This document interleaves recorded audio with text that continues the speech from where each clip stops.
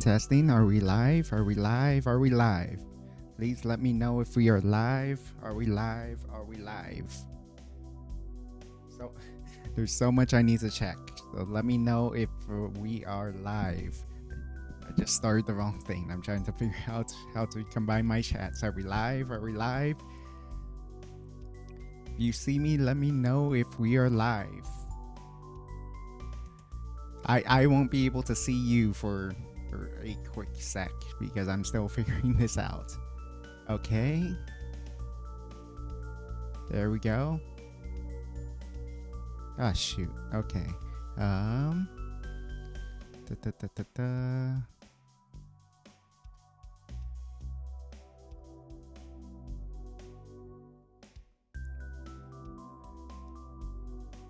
Oh, come on.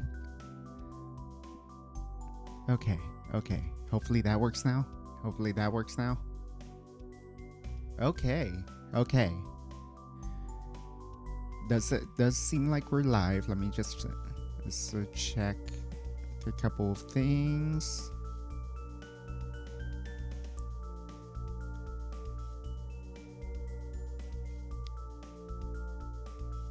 Okay, we are not live on Vertical. Let me just start that up.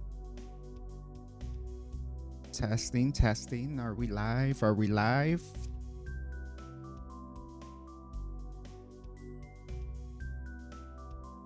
Testing. Oh, there we go. We are live, it seems. Awesome. Okay.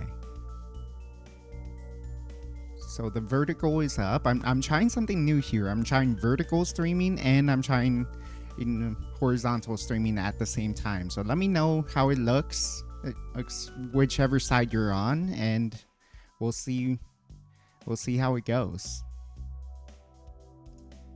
Let's go. What's up? It's an Ed.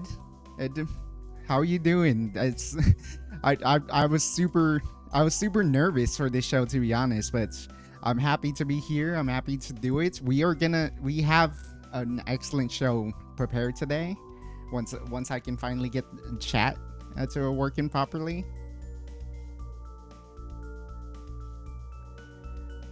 I don't think I'm seeing it properly, but let me know if you see this in chat.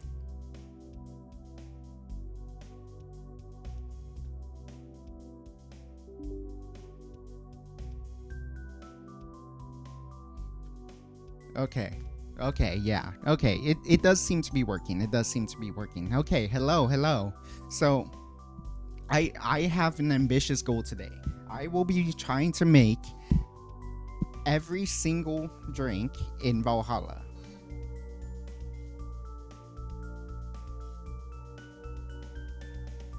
Let me just... Oh my god, my multi-chat crashed, but... Today, I will be making every single drink in Valhalla, specifically this book, Karmotrine Dream. It is the official Valhalla book, cocktail recipe book, and so I've been wanting to try to make everything in the book. So that is our plan in today. I will be making everything in this book. I will say one thing. No promises that I'll be able to do it all in one stream. This might have to go over 2 streams because there are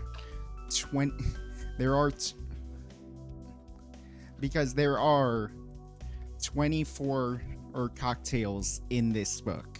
I won't be able to consume that much alcohol at once. Obviously, I'll only take like a sip at a time, but that is that's still a risky proposition. If I can, I will do more, but if I can, I'll do as much as I can. I want to try to have at least 12 of these, and obviously I'm not going to drink all of it. I'm going to give a taste test, and we'll also tier list it. So we'll also tier list the drinks to see how much I like it, see uh, get a feel for how much get a feel for how good this recipe book really is. So, that's our plan today. The first thing I want to do actually is start with actually, we'll see. So I'll get through some of it to see how I feel after the first few drinks, and then after that, I do want to prepare one because one of these recipes, the Zen Star, for the vertical, and then for the and then for the horizontal. The Zen Star is a very unique and complicated drink that involves milk clarification, and that takes like a few hours to do. So we might set up doing this if I'm feeling good enough to actually be able to drink all that. But in the meantime, we're just gonna go through, make these, taste them, see how we like them, and that'll be the show. I totally forgot to promote this on Twitter, so you'll have to give me one more sec to do this. But yes, I'm excited to do this.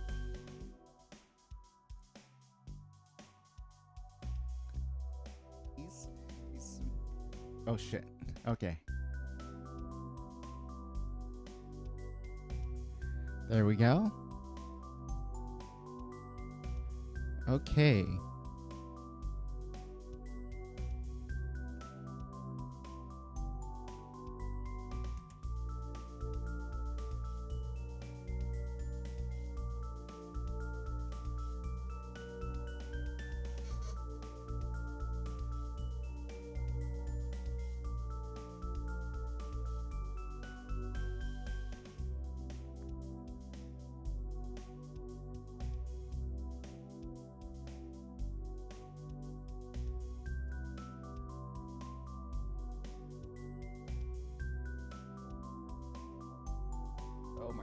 Oh my gosh. I'm sorry. This is really scuffed. I didn't plan this as well as I thought because I had to take a nap before the stream, and now I'm running a little. I ran a little late, so I had to start the stream right away, but I didn't actually get to. I didn't really have the chance to to prepare a Twitter post for this. Oh boy. Oh, I understand what's happening.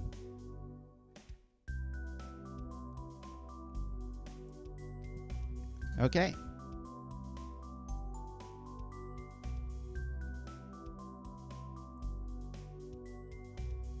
Well, enough messing around. Let's get started, shall we?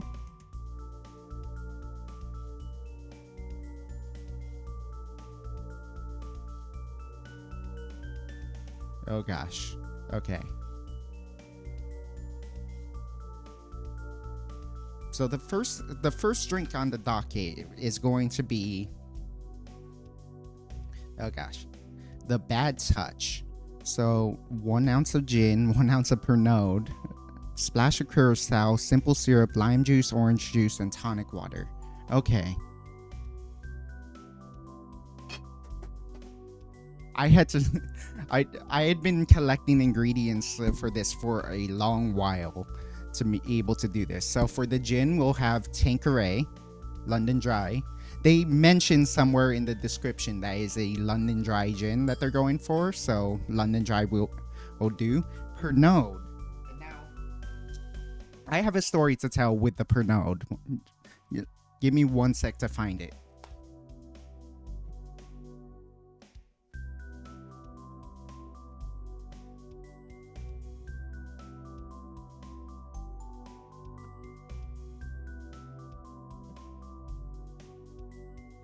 So when I, something you might, it's a, something, how do I say this? Something you might not know about me is that I'm really into absinthe. And so I found, and I've only really tried one absinthe so far. I've tried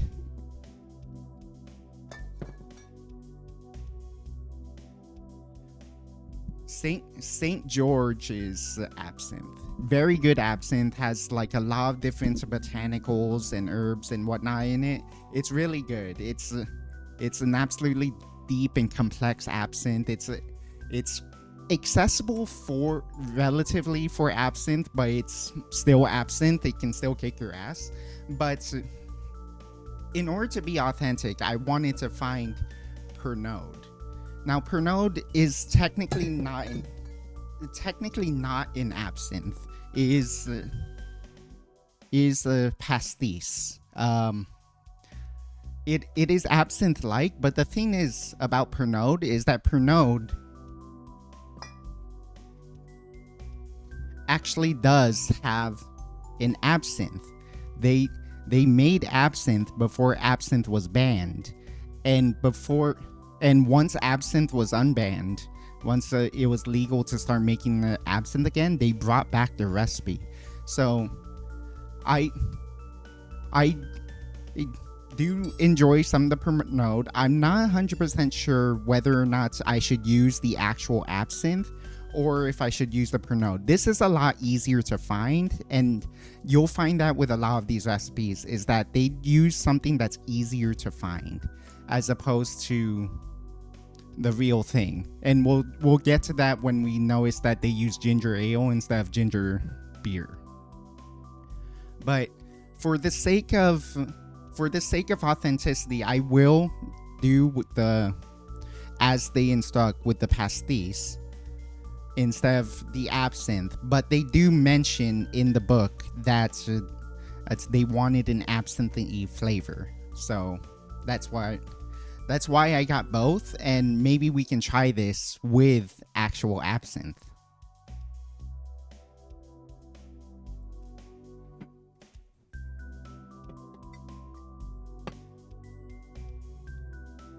So, gin, Pernod, blue curacao,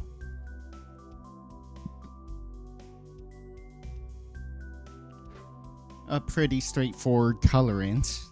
I always treat blue curacao more as paint than actual liquor because it tends to not be the best thing to drink, but some nice blue curacao. Simple syrup, I will be using a 2-to-1 of my own design. Never buy simple syrup, always make it on your own, it's much easier. Lime juice, orange juice, and tonic water. Okay, so we're gonna add all of this stuff and then shake it up.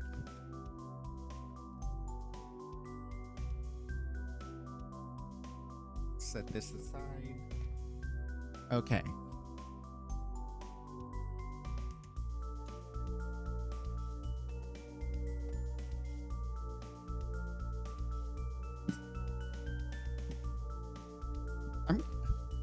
I'm kind of in two minds about how I want to do shaking. I usually do a lot of what I do the way Greg from How to Drink does his show, but I've taken to Anders Ericsson's method where you put everything in the big tin, and then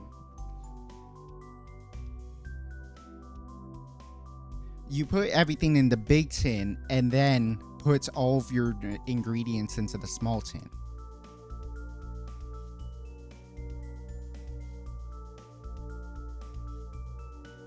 All right. So,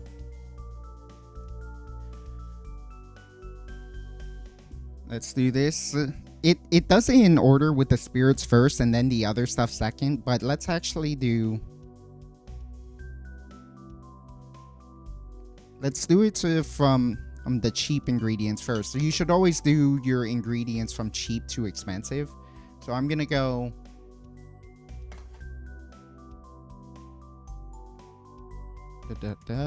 I'm gonna go 1 ounce, rather a 1/4 ounce of simple syrup.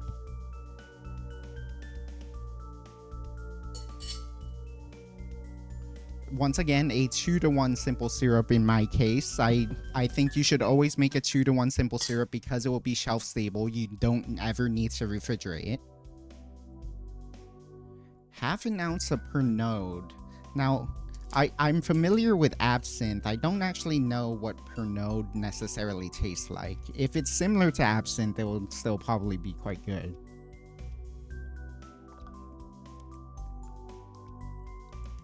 Ooh. Ooh, it is pretty similar to absinthe. That's kind of crazy. This tastes a lot more like St. George than it does like regular absinthe. I'm actually quite excited about this.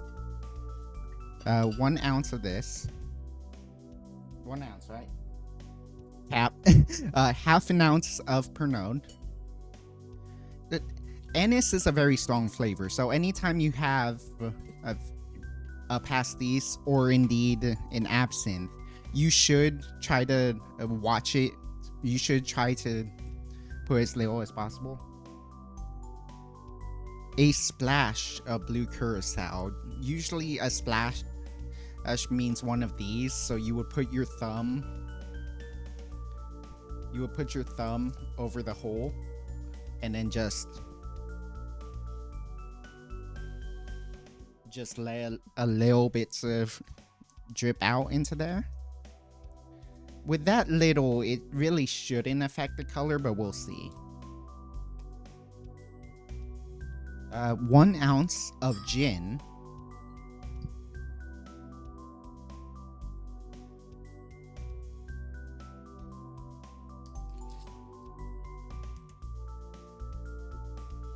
Tanqueray. I should be posting these. That's my bad.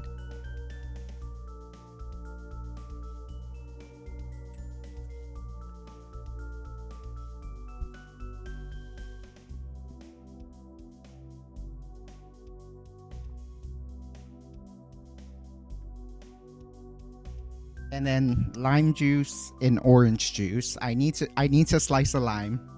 Give me 1 moment.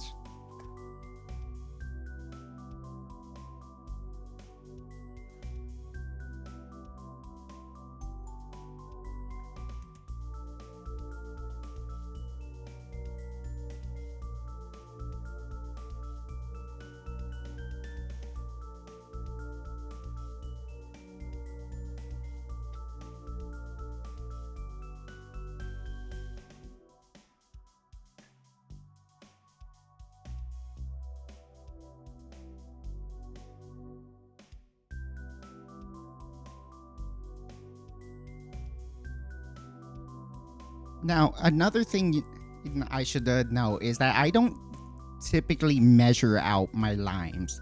In general, half a lime will be half an ounce. So 1 full lime isn't always an ounce, but it's close enough that I barely bother measuring it because of the fact that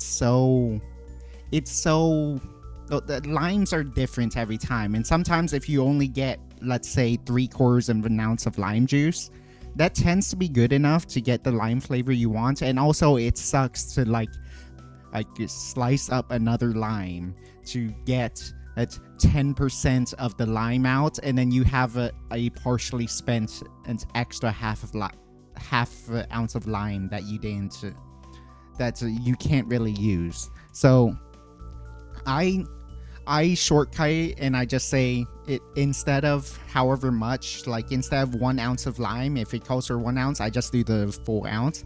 If it calls for a half ounce, I say half a lime. In this case, it is a half an ounce, so we'll just put a half lime in there.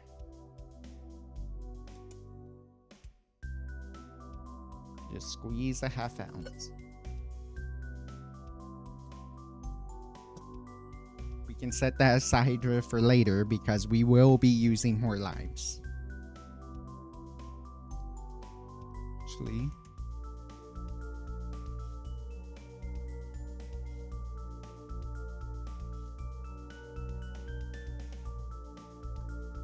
sorry, something I needed to fix.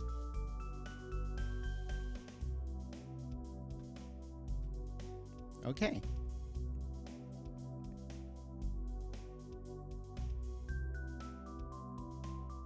Now, finally, 3/4 of an ounce of orange juice. Now, oh, I'm not gonna squeeze a fresh orange for this because we don't have oranges, and it's given how much orange juice we're gonna need, it's gonna be quite expensive. That I would go through oranges rather fast, so I will just be using some carton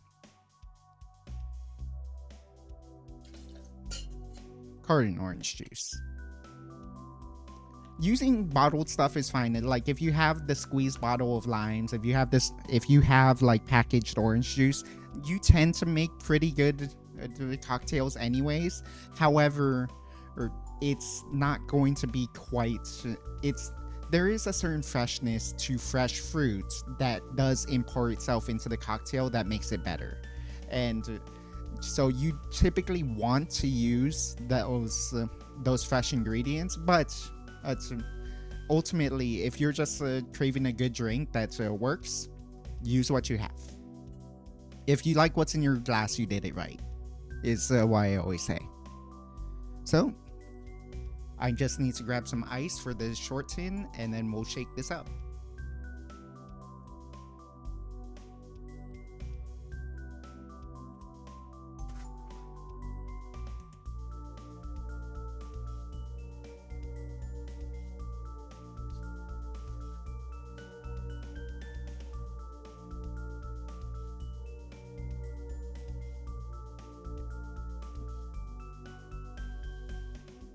I will give it a nice 10-second shake, and you might have noticed that in the recipe it does call for tonic water at the very end there.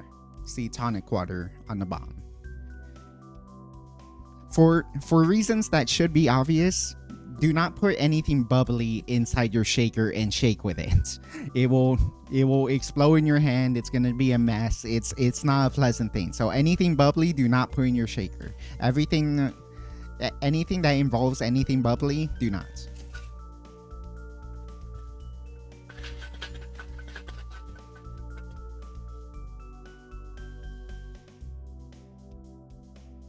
Okay. We're going to strain this into a rocks glass.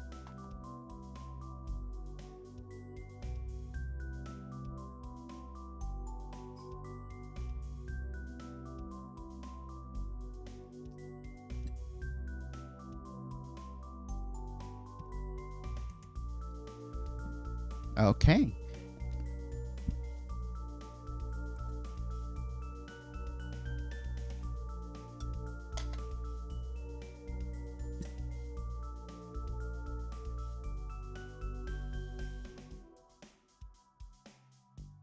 Oh, that seems like the same green color that it was before. There really wasn't that much of it, is the thing. So I knew this would be a kind of short pour. So what I'm gonna do now is add the tonic water. It wants a shot, so 1.5 ounces.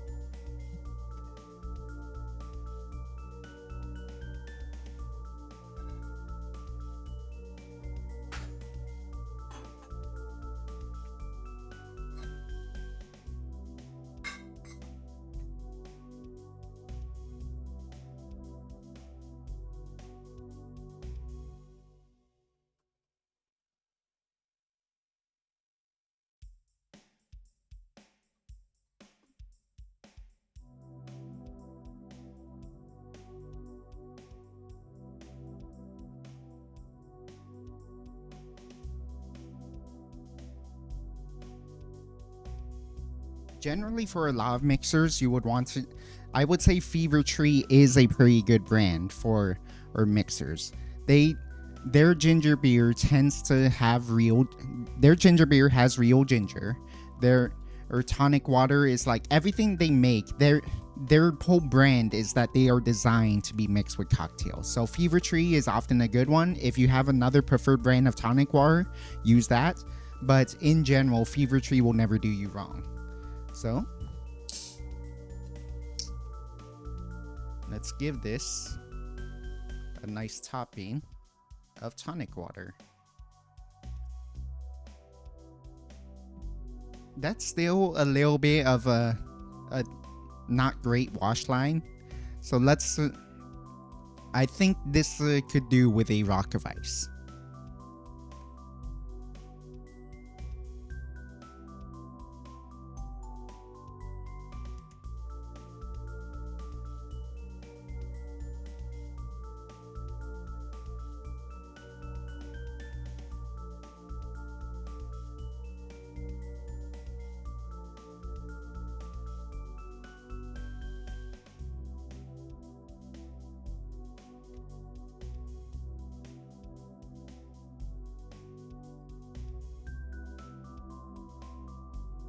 Haha, there we go.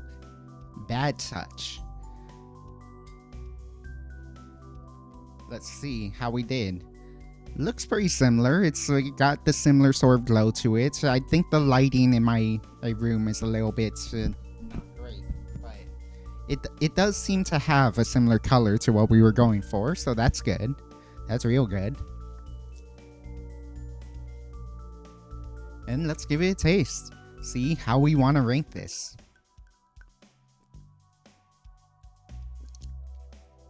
Ooh, that's interesting.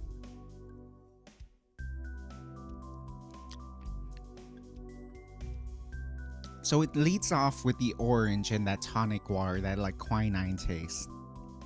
And then you get a little bit of the anise from the, not the absinthe, the pastis. I think if you made this with real absinthe, the absinthe would like be a big punch, and that's actually what this drink wants. So I think this drink is on the way to being something really good, but you want real absinthe. The pastis is not strong enough to stand up to these flavors, but you do taste it. It's there. It's trying to establish its mark, and it is a very interesting walk through the ingredients. You get a little bit of the orange juice. You get the pastis.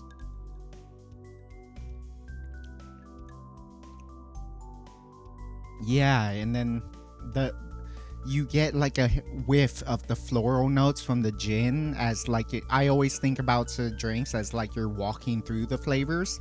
As I'm walking through the flavors, you get the fruits, you get the sourness, you get the like licorice flavors of the pastis, and then all throughout that you just get the whiff of the floral notes of the gin. This is really nice. This genuinely would be better if you had a real absinthe, but this is a well thought out drink. I think this is a really good drink. So with that in mind, how would we rate this? Now, I should set up the criteria for this.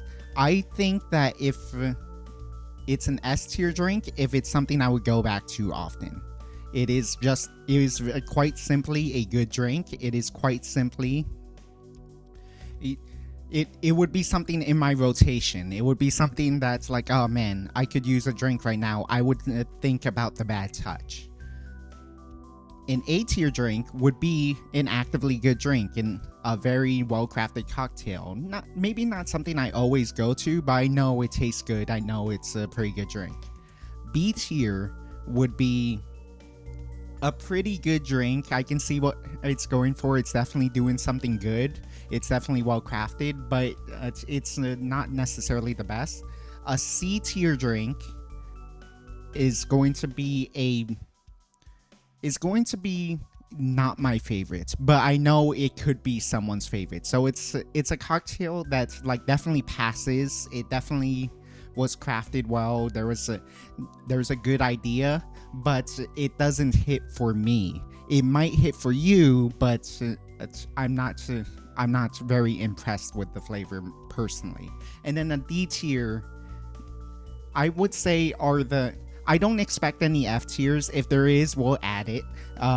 But anything in D tier, I will say is either one, just like a not great drink that is like not particularly well crafted, not too simple, like something an amateur mixologist like thought of, which might not be a bad thing, but it's also just like not necessarily a good drink. It's an interesting idea, but not really that good. Or it's like there's the seed of a good idea there, but it doesn't come together that well. So that will be a D tier. And an F tier drink, if we find any of those, is a waste of good booze. Do not waste any money. Do not waste any booze on making it. If we were to make an F tier, I would genuinely say Bad Touch would be S tier. This drink is very good. This drink is reminiscent of a drink I make for myself, which is a spin-off of the Corpse Survivor, which is gin and absinthe and lime juice. You mix it together. This also has blue curacao for no reason. You do not need the blue curacao in this at all. And orange juice, which does add a little bit of interestingness to it. It does add a new dimension to it. It's not necessarily something I would necessarily always want. Maybe that makes it an A tier, but also like if I ever wanted to mix up that Corpse Survivor recipe, I think it's a Corpse Survivor. Maybe I'm wrong, but this is a very good drink. I like this. It's problematic because I might finish this. All right, next up.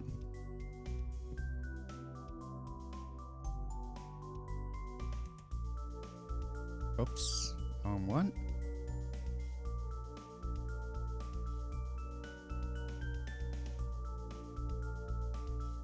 There we go.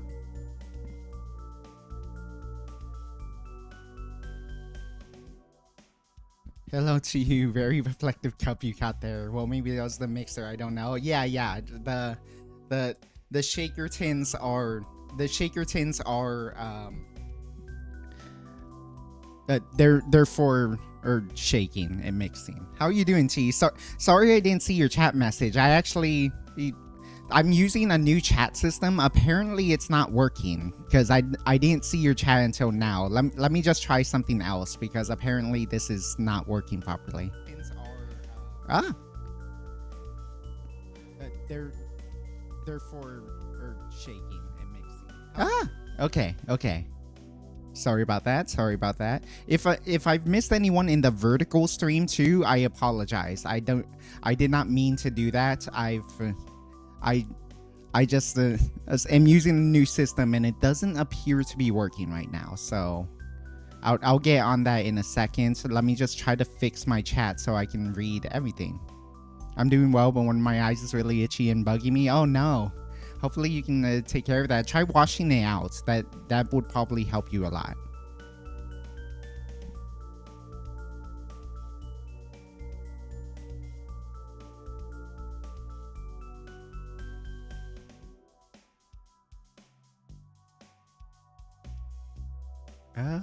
How do I add a new one again? I keep forgetting. Okay, here we go. And then let me just set up one more thing.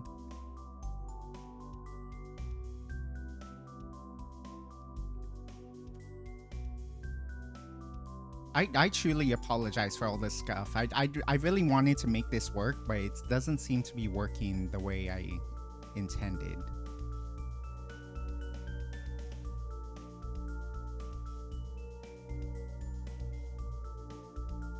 Okay.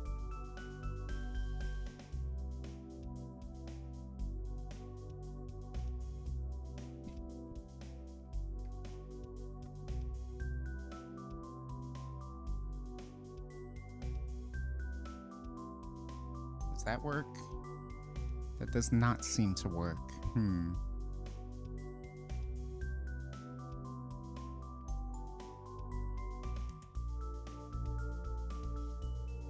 Let me just see if I can...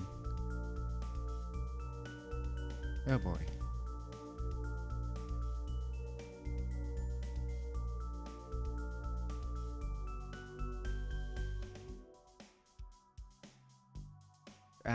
Okay. This is challenging. I'm sorry. I keep messing this up.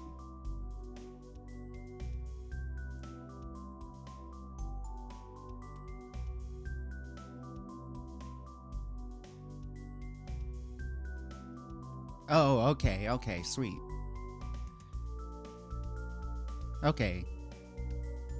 Okay, it does work like that. So why isn't it showing up? That's weird. Okay. Well, that's fine.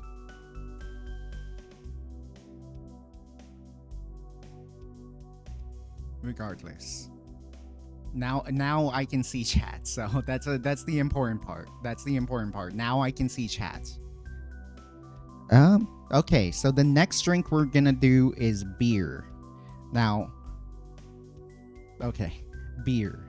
Now, the thing about, I'll say, in this universe, as far as I understand, now, oh, forgive me, I've never played Valhalla, is you are bartending in a dystopian future where they have to make up ingredients. They have to make up recipes based on ingredients that they currently have, not things that would actually, not to the actual things, because they don't have the right kind of alcohol. They don't have all that stuff. You're making drinks with all sorts of weird non-real ingredients, and then so you would need to figure out ways to make something akin to beer, akin to whiskey, akin to all that other stuff. And then so you would have to it's not really a mixology game in the fact that you actually make real drinks. They're just winging it with what they have, and then a lot of it is the other half of being a bartender, which is talking to people, hearing their stories, making drinks for them, and making them feel good. So this is a relatively easy drink. It's just hopped whiskey, which it took me a long time to find. Prosecco, which is pretty easy to find, and malt soda, which I also had a hard time finding. I had to order this online as opposed to like actually finding it in a grocery store, since I have no idea where they would keep malt soda. Give me a sec while I prepare all that.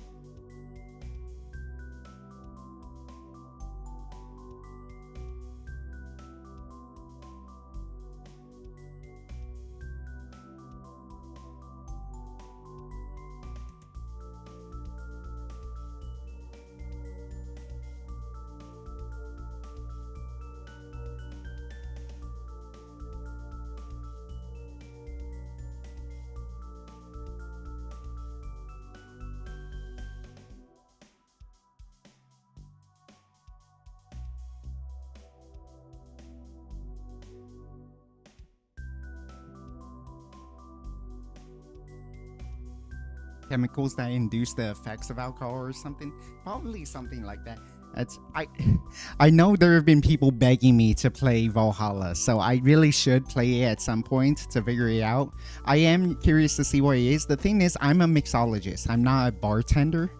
There is a difference to that. A mixologist makes drinks the way you see me do. A bartender is the full thing. They make drinks, certainly, but then they also do all sorts of things. They are the server. They'll serve you food. They'll serve you your drinks. They are trying to make you feel good at the bar. They are trying to talk to you. They are trying to give you a good time. All that kind of stuff. Listen to you. And then so I enjoy the act of doing drinks. I'm so introvert that it's hard for me to actually properly do the bartending thing specifically, and that's why I label myself as a mixologist, not a bartender. You kind of get what I mean. So that's a it it would be a different experience playing Valhalla because I'm not super in tune with what makes a good bartender, but I would still be interested in it just because of the nature of the game, making drinks, hanging out in this weird bar where you have to mix things up. But anyways, we got malt soda.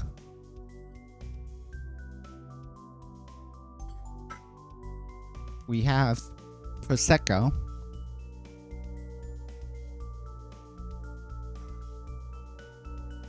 And we have hopped whiskey. This took me a long time to find because it was not anywhere near me. I had to drive to like a very far off place in the state, and just it took me a 3-hour drive to get this and the Pernod absinthe, not the regular Pernod, but the Pernod absinthe, and it was difficult because like only one specific store had these, and so I had to drive around to get it, and I had to drive around for like a full 4 hours to find all this stuff, especially because I'm probably only gonna use it for this stream. But given that I went to all this trouble, I'm now curious what this hopped whiskey is supposed to be, especially because what we're making is beer. So we're trying to see if this actually tastes like beer. We will actually compare it to one of my favorite beers. Once I can get this open. Oh my gosh, I can't get this open, chat.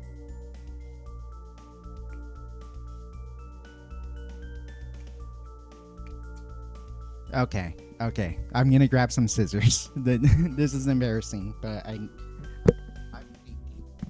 I'm weak and cringe.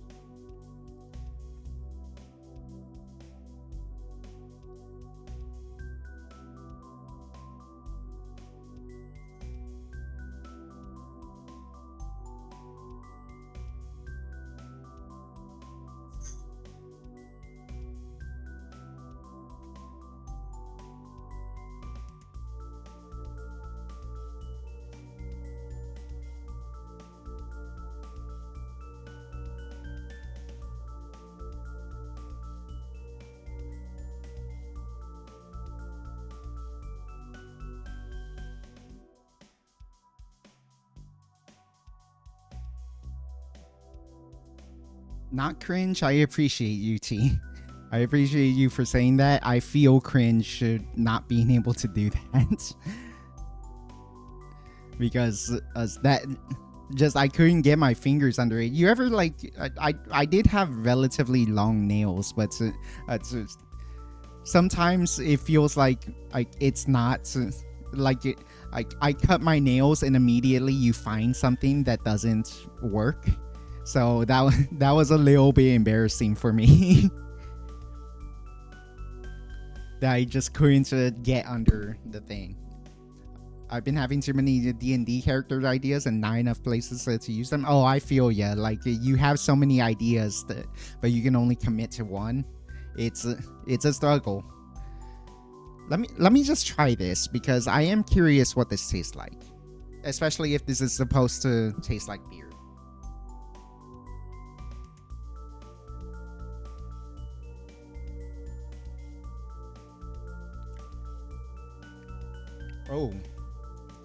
Oh, that is weird. Yeah, okay. I taste the hoppiness, but it is whiskey still. This does still taste like regular whiskey. I remember people saying like it tasted a lot like an IPA.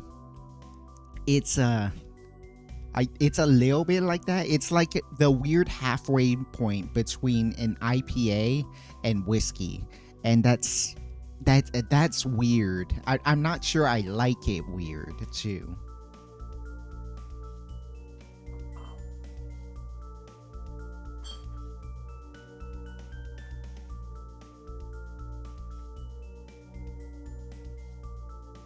Let's try one of these malt sodas too, because I'm curious about this too. I've never had a malt soda. I'm not sure what it'd be like.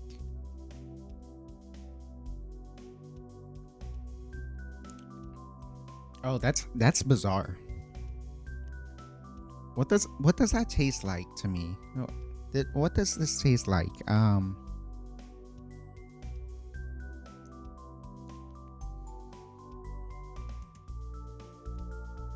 It tastes like it tastes familiar somehow. It doesn't taste like beer is the thing. I don't really understand.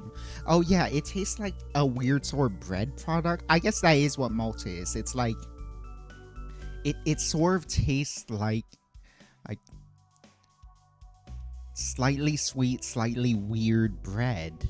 Okay, I'm starting to see where this is coming together to taste like beer. So I'm gonna go 1 ounce of the hopped whiskey, 4 ounces of the Prosecco, 2 ounces of the malt soda, and I just stir that in a glass.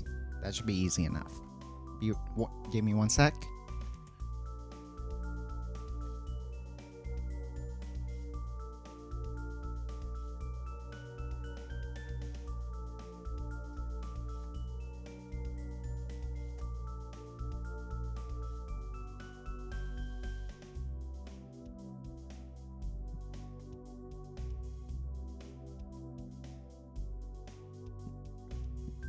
So what was it again? So 2 ounces of malt soda.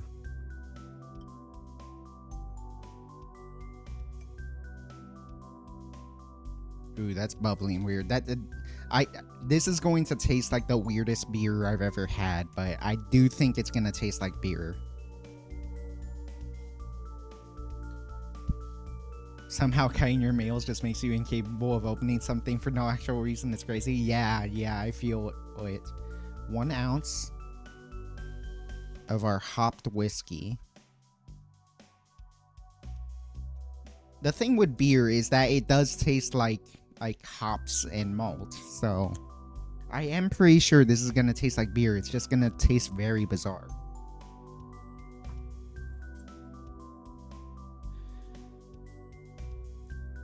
Oh god. I forgot. I need to pop a cork for the Prosecco. Shoot. Hopefully I can figure this out.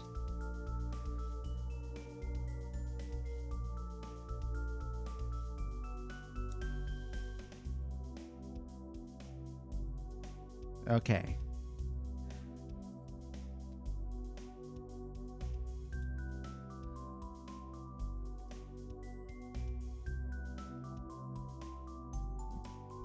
Oh gosh. Okay, how do I open this bottle of Prosecco without like shooting this at someone?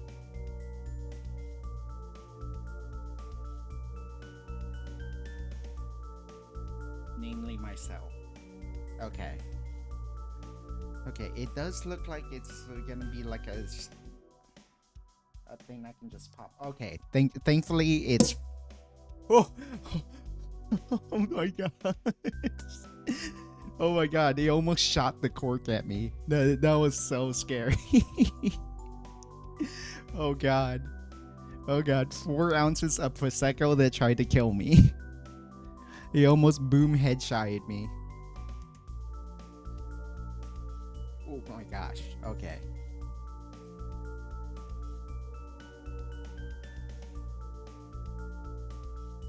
Okay, that bubbles very aggressively. That bubbles very, very aggressively.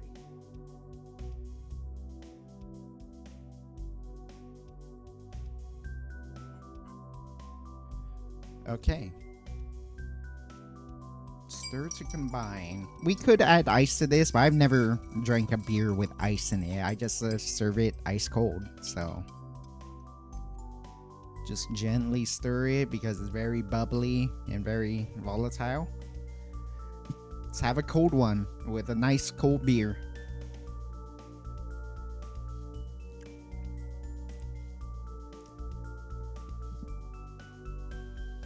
That is not bad.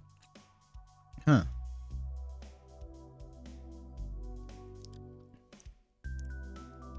Does it remind me of a beer? It reminds me of like a stout. It reminds me of like a really dark beer. Maybe it's my bias because it is the dark color. That is weird. Does it remind me of beer? Not greatly, but kind of.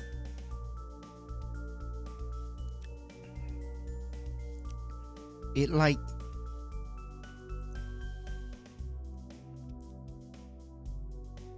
it so here's why it is, and I think this is why this is actually kind of interesting. This tastes like someone explained beer badly and then tried to make it in the aggregate because they didn't have actual beer. Because like this tastes vaguely of beer. This vaguely reminds me of a beer, but it's nothing like a beer. But it does go down kind of similarly to a beer. I'm gonna crack open one of my favorite beers and compare, and it's probably not gonna be close. I do love this one, but it's weird. It is an interesting take on how to try to make beer that isn't beer, but I think it fails. So give me a sec.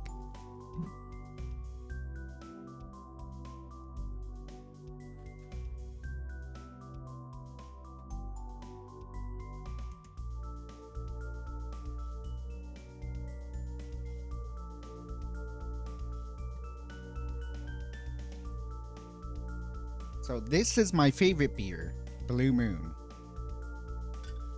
It's a very mild beer. It's not that strong, but it's also like quite flavorful compared to other beers. At its price range, it's a really good one for me. I can never get tired of this. I could drink this every day and never get tired of it. Oh yeah, delicious, smooth, bready, delightful. I love a Blue Moon. And it's not nearly as bubbly as this. I think the huge issue with this is that it has so much bubbles in it. It has the fermented bubbles from the Prosecco. It has the carbonation from the malt soda that like it's too frothy. It's too much like a soda. It's too bubbly to really remind me of beer.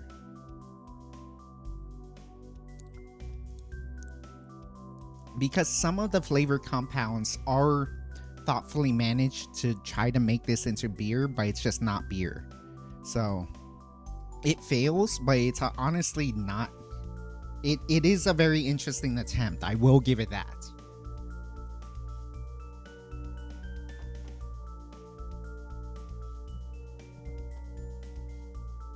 I would still much rather have this though. Delicious.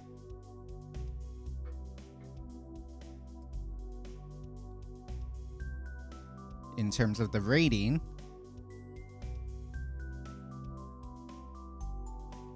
sadly for beer, it goes in D tier. It is not it is not an undrinkable drink. It is a very interesting take on how to build beer in the aggregate.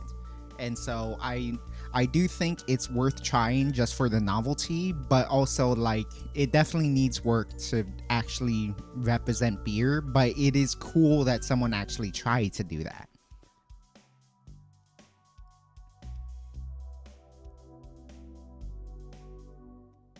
So let's get to the next one. I'm gonna wipe this down and clean up my area a little bit, and then we'll get to the next one.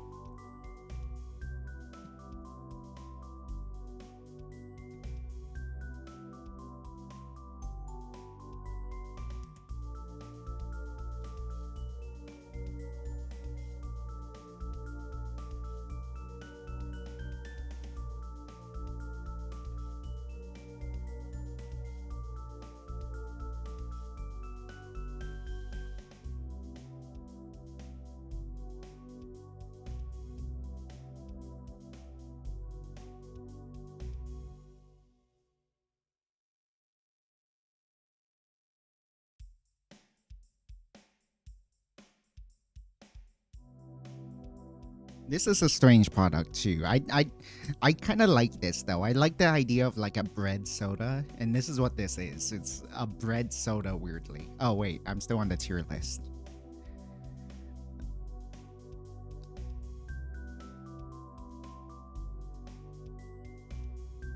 This thing's like a bread soda, and it's actually quite interesting in a way that I find pleasant.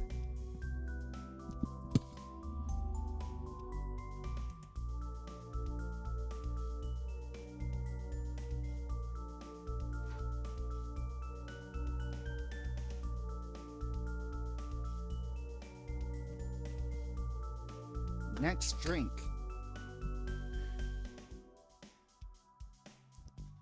Bread bread soda. I don't know what to think about it. It's if it, so that's the thing I like about Blue Moon is that it tastes almost exactly like bread to me, and that actually is like a pleasant flavor to me, not like a weird flavor. And it is weird to think about for the first time, but I actually like when I drank it, I was like, this is literally liquid bread, and I was like, ooh, that's that's weird, but I like it. And so because like I do enjoy like a nice sort of like flavorful bread, and I'm into that. Next one up, the Bleeding Jane. This one might actually be a very nice, soberant, because the Bleeding Jane is basically, if we look at the ingredients, vegetable juice. I'm willing to bet that's just tomato juice, horseradish, ketchup, hot sauce, lemon juice, pickle juice, and salt and pepper. This is a Bloody Mary. That's all this is. This is a Bloody Mary. You'll notice that none of the ingredients I just listed are actually alcoholic. These are not. There is no alcohol in this drink, despite it's being in this cocktail book. And I have heard that a Bloody Mary is like a nice sobering drink, and so this might help me. It might be nice to be able to get a little bit it's away from all this alcohol and like flush it out a little bit. So let's get all that together. It's going to involve things that are not going to be involved in anything else other than the lemon juice. Lemon appears a lot in cocktails, so let's go grab those things. Give me about 2 or 3 minutes.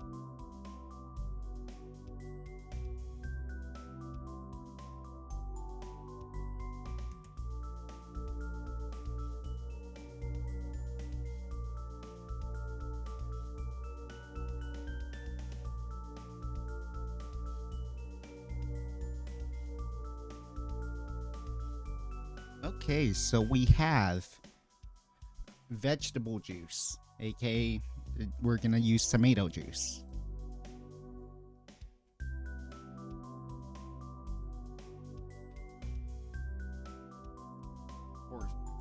Horseradish.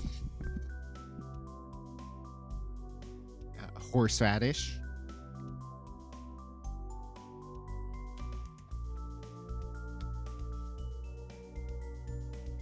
Hot sauce.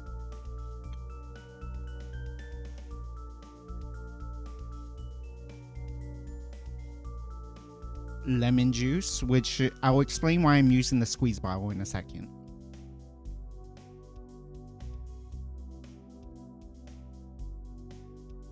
Pickle juice.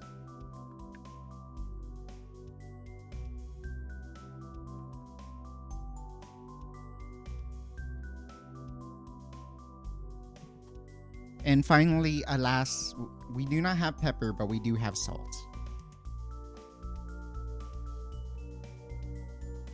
Let me actually rinse out the mixers real fast. I forgot I only have one.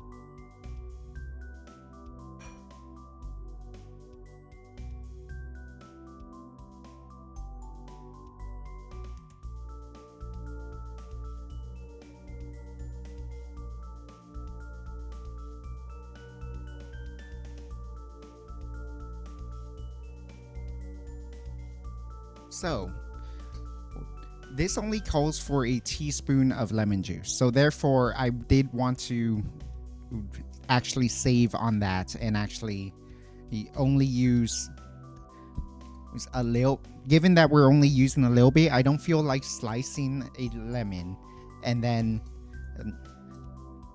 just squeezing out a little bit for a teaspoon.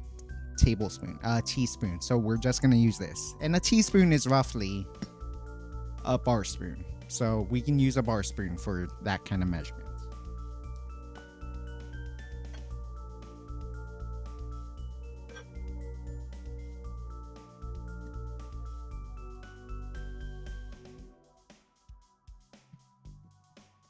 Into our shaker, we will do 6 ounces of our vegetable juice in this case. Tomato juice.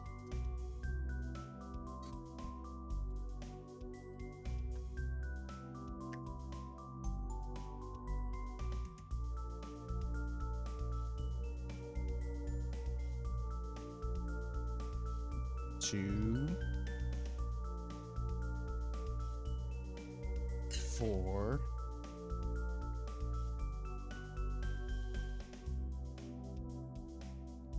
6.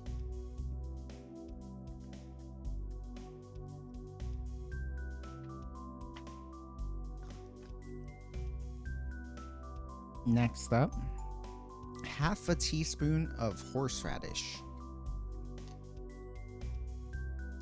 So we are simply just going to grab just a little bit of horseradish, dump it in there.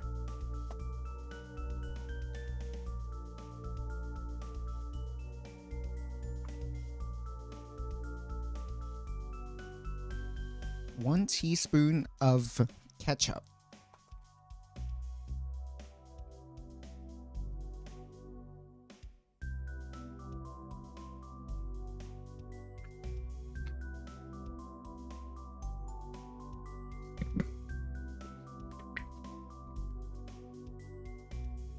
A goodly bar spoon of ketchup.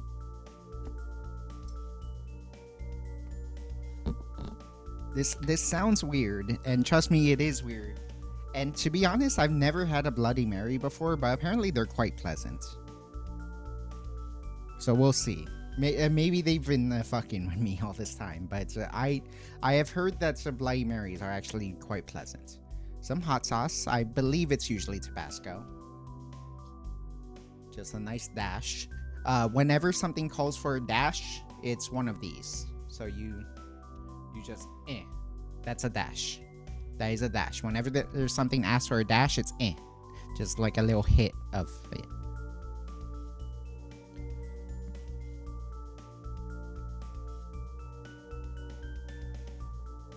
One ounce of pickle juice.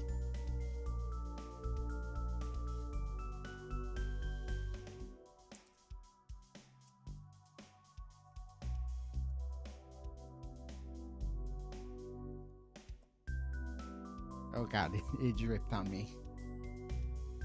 So, we're just gonna take the juice from this. Oh my god, it's dripping all over. It's messy.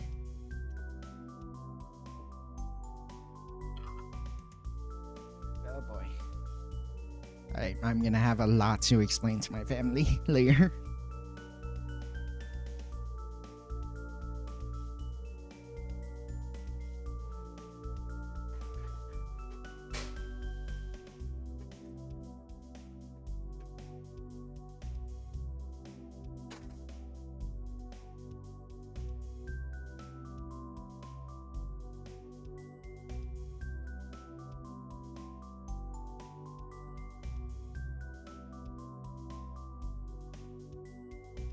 I could not fathom putting any of these things into a drink, let alone together. That is why the Bloody Mary is so unique. It is the culmination of all sorts of weird things put together.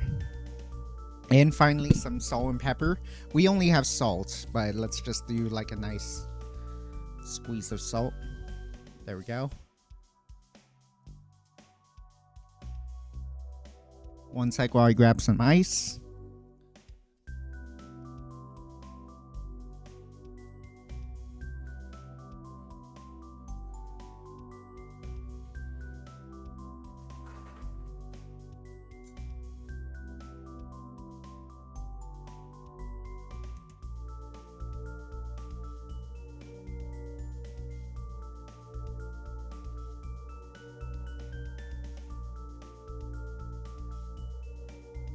I don't think I put the teaspoon of lemon juice, so let me do that right now.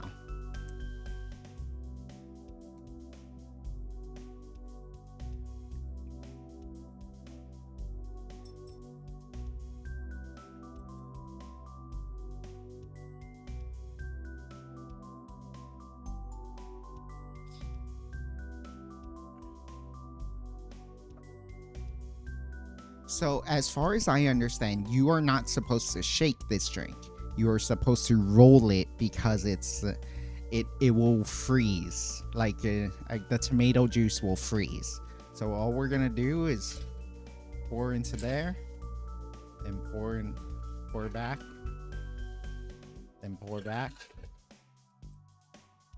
You just roll it back and forth until it's properly mixed.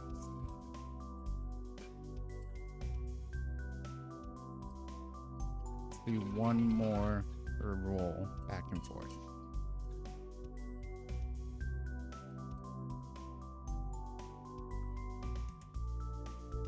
Okay.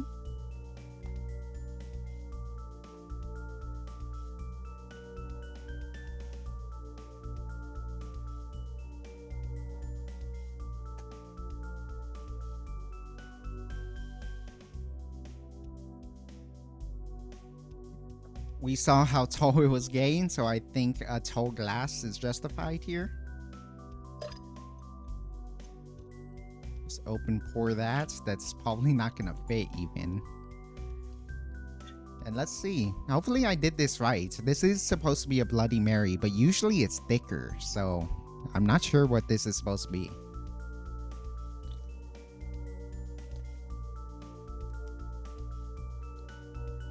Oh, that is weird. Oh, that is very, very bizarre. It is not unpleasant though. It's actually quite good. Huh. Okay, I've been missing out on Bloody Marys, it turns out. This is really, really nice.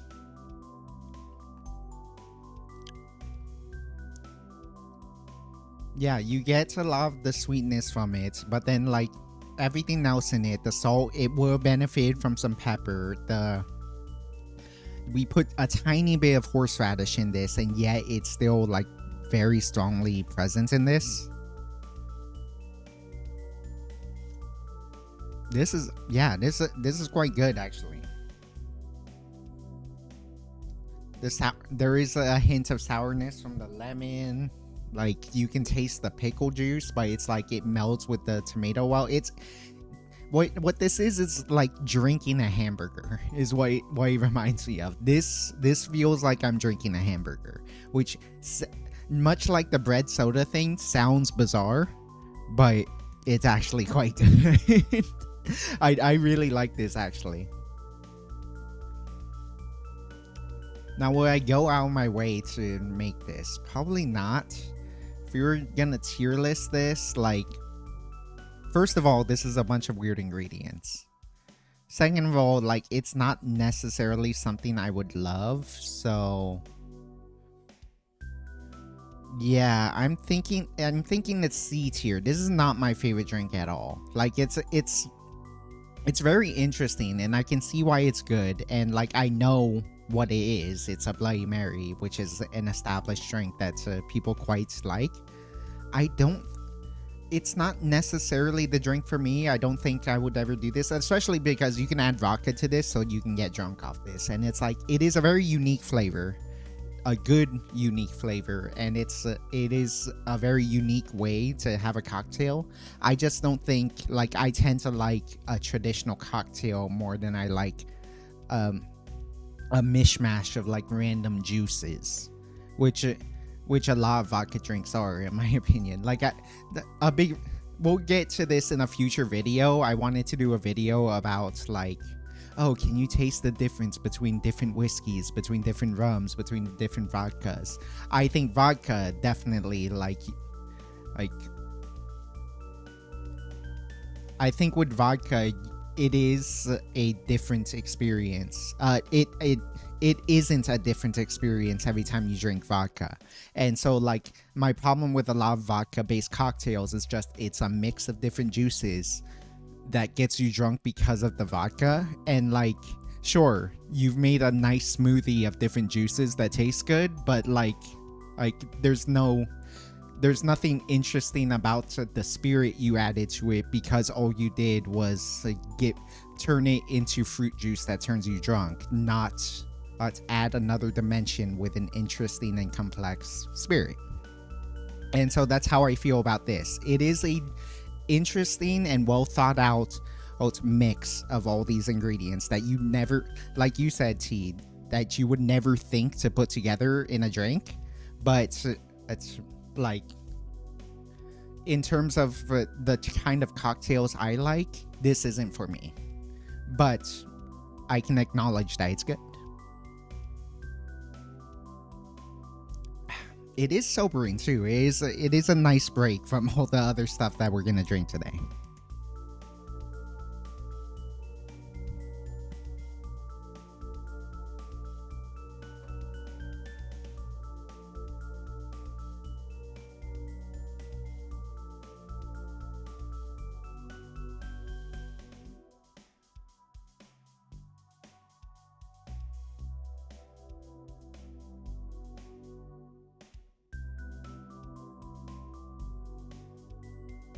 I'm just gonna clean up and then we'll get to the next scene.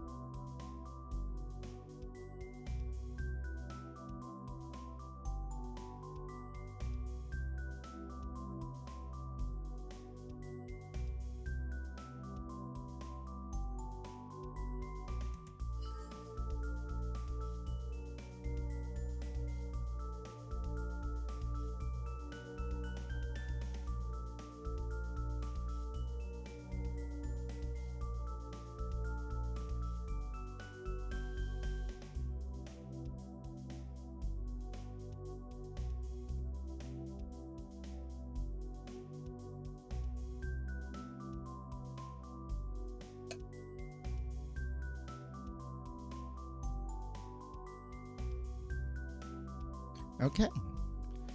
On to the next one. You could not ask me to make this even for $100 because it really doesn't sound that pleasant to me personally. I definitely was weirded out the first time I heard about the Bloody Mary. I thought it was a bizarre mix of ingredients too. I thought, like, who would drink this? This doesn't sound pleasant. Now that I've actually tried it, like, I can see why it's good. I can see why, like, people are into that. So I'm not opposed to it, so for sure. I quite enjoy what that drink was. I just also understand that, like, it's not for me.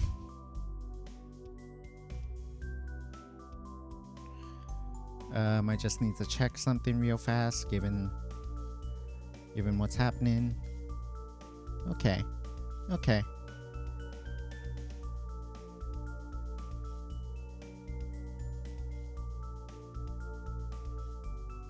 All right.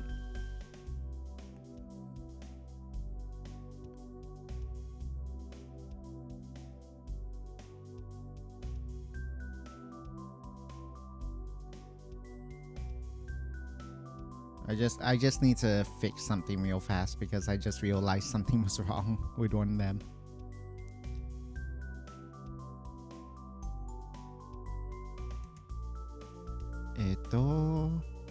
Stream settings. Yep. Okay. That's working fine.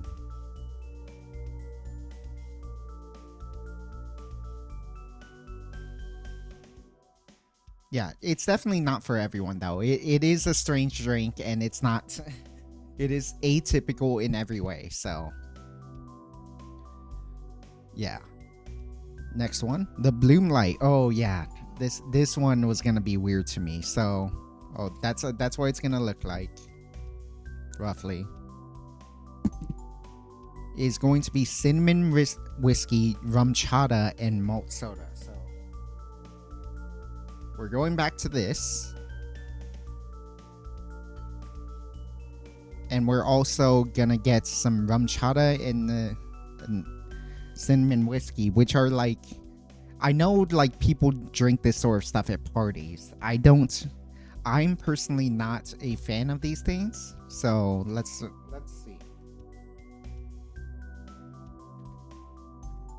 So I could make my own cinnamon whiskey. It's quite easy. I can take one of my favorite whiskeys, say a Four Roses, and put cinnamon in it. I could spice my own whiskey. I think when they're asking for cinnamon whiskey, they are thinking of Fireball, which is like the cinnamon whiskey. And the thing is, like, this Fireball stuff, it's relatively cheap, and it's also 33% alcohol. That's low compared to an actual whiskey. So this is like a cinnamon liqueur in a way. And so I'm not sure. I've actually never had a Fireball. I'm not sure how much I would like it. Maybe I'm too much of a snob to enjoy this now, but the idea of adding cinnamon to a whiskey sounds pretty good, but I would like a real whiskey. I wouldn't want like a cheap whiskey. Ooh, a lot of cinnamon on the nose. Yep. This is like a lot of cinnamon. It feels like you're biting into cinnamon and sugar.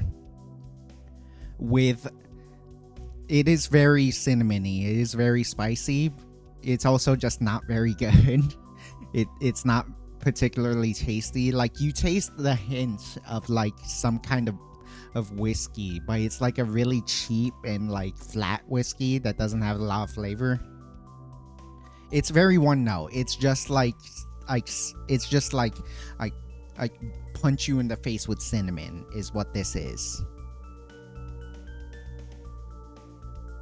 And then we have rum chata. Now, again, I believe you can make your own rum chata, which is to say you make your own horchata and put rum in it. I'm not 100% sure. I'm lazy to do that. I've never made horchata before. Two, like there is a brand called rum chata, and therefore I do want to see what this is like as well. I think this is what they were intending for. Much like the much like the fireball, I imagine this is better if you can do it yourself. If you just took a good rum, made your own good horchata, and did it. So let me just taste test this, see what it's like.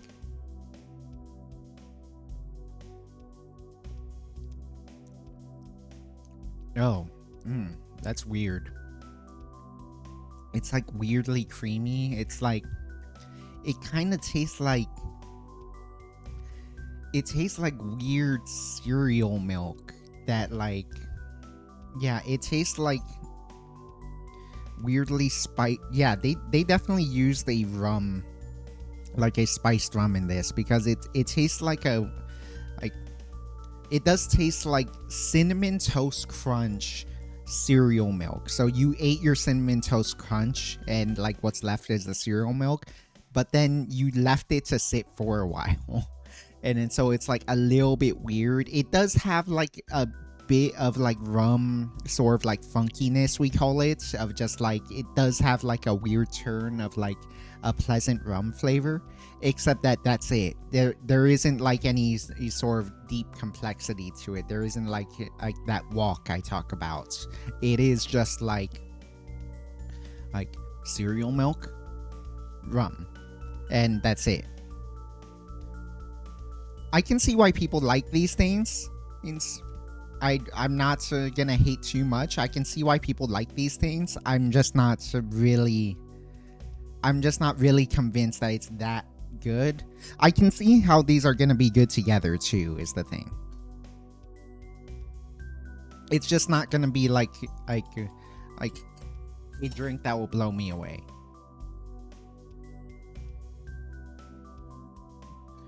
But so let's do it. Shot of fireball.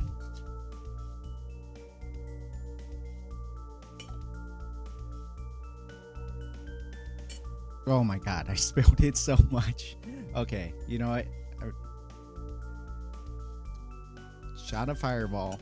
I completely missed the tin.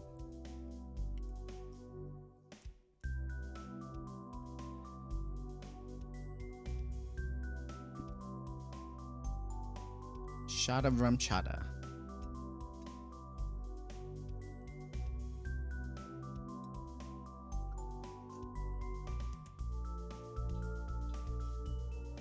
And then all we're gonna do is shake that. That's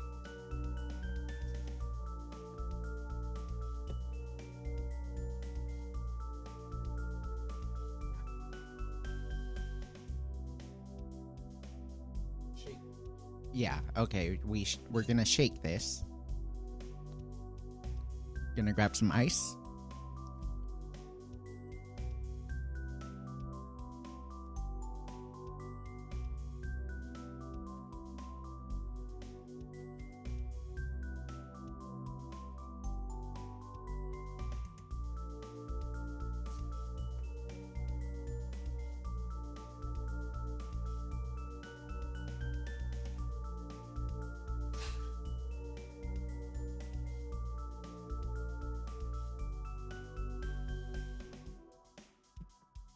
I should have mentioned, by the way, when I say a shot, I do mean 1.5 ounces. I measured it out.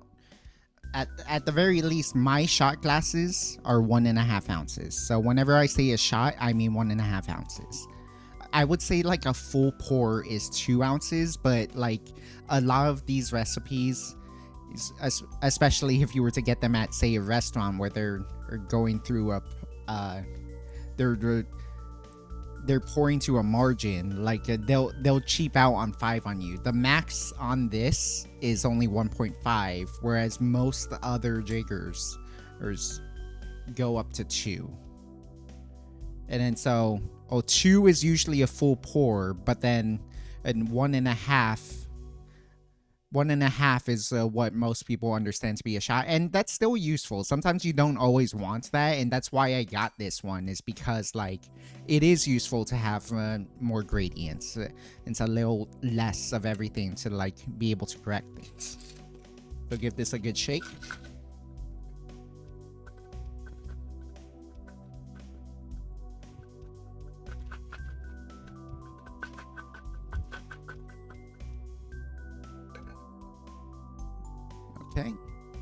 God, I'm messy today. Let's get this into let's an up glass. Let's try this in an up glass.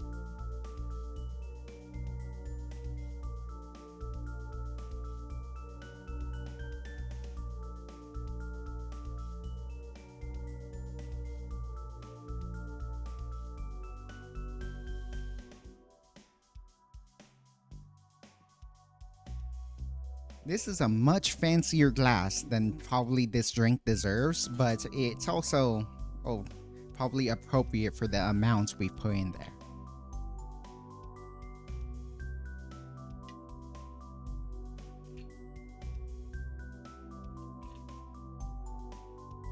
There we go. Now we're not done yet. That's not an ideal wash line, but we are not done yet. So from here, we are going to add 1.5 ounces or a shot of malt soda.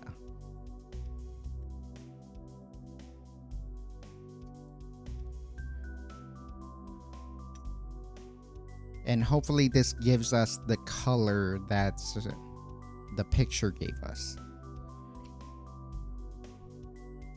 Ooh, that is a that is a bizarre milky. That is like a bizarre chocolate milk color. That does not necessarily seem pleasant, especially knowing what's in it. I don't quite understand what the point of this is yet, so we'll see if that actually helps it at all. We didn't get, yeah, we did not get nearly the amount of frothiness that this image would imply. So, oh, I think I understand what happened. I think we were meant to dry shake this a little bit. That would have added some more frothiness, but I'm not sure if it would have been any good. We'll see. Let's see how this tastes.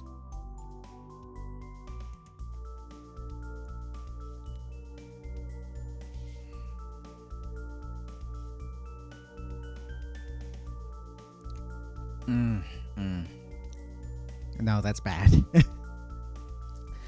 Okay, we are going to have to add an F tier. Do not make this drink. This is not a good drink. Oh boy. That is highly unpleasant. Like, the rum chata and the fireball do not mix very well at all. The only thing that kind of connects them is that kind of like cinnamoniness, except that the cinnamon, except that doesn't bridge the flavors, especially because there isn't much to there. The whiskey is pretty bland. The rum in the rum chata is pretty bland. And then like I just don't understand what the point of this was. Like it added like a weird sort of unpleasantness to everything because like it didn't need that flavor, and then it's adding like a bunch of bubbles that if your milk is bubbly, that is not a particularly nice one. Do not go out of your way to make this drink. Do not go out of your way to buy yourself some ranchata or some fireball. This is quite gross. This is very gross.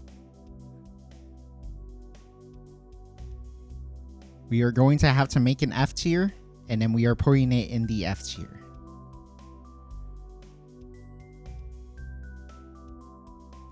Add a row below.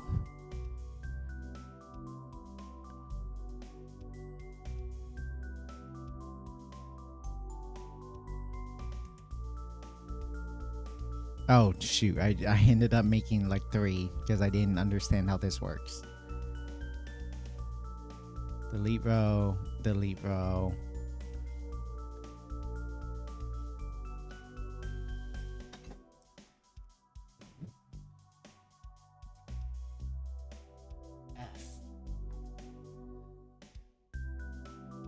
F tier for the bloom light. Do not go out of your way to make this drink. It's bad. It's just bad. Oh my gosh.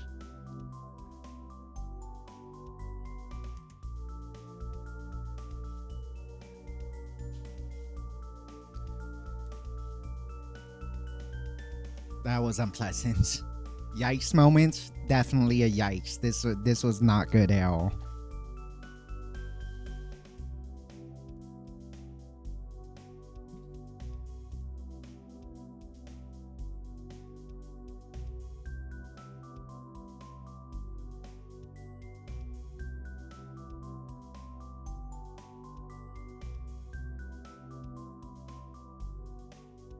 It doesn't help that I made such a huge mess making it.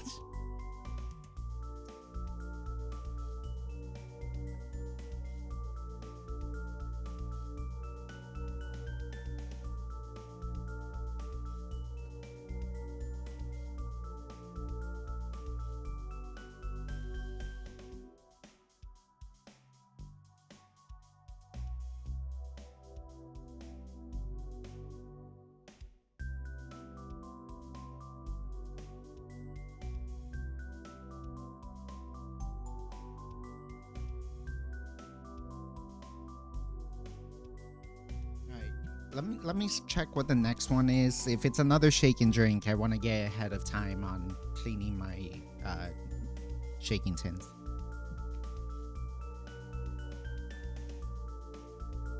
Okay, yeah, I'm gonna need to. So give me a sec.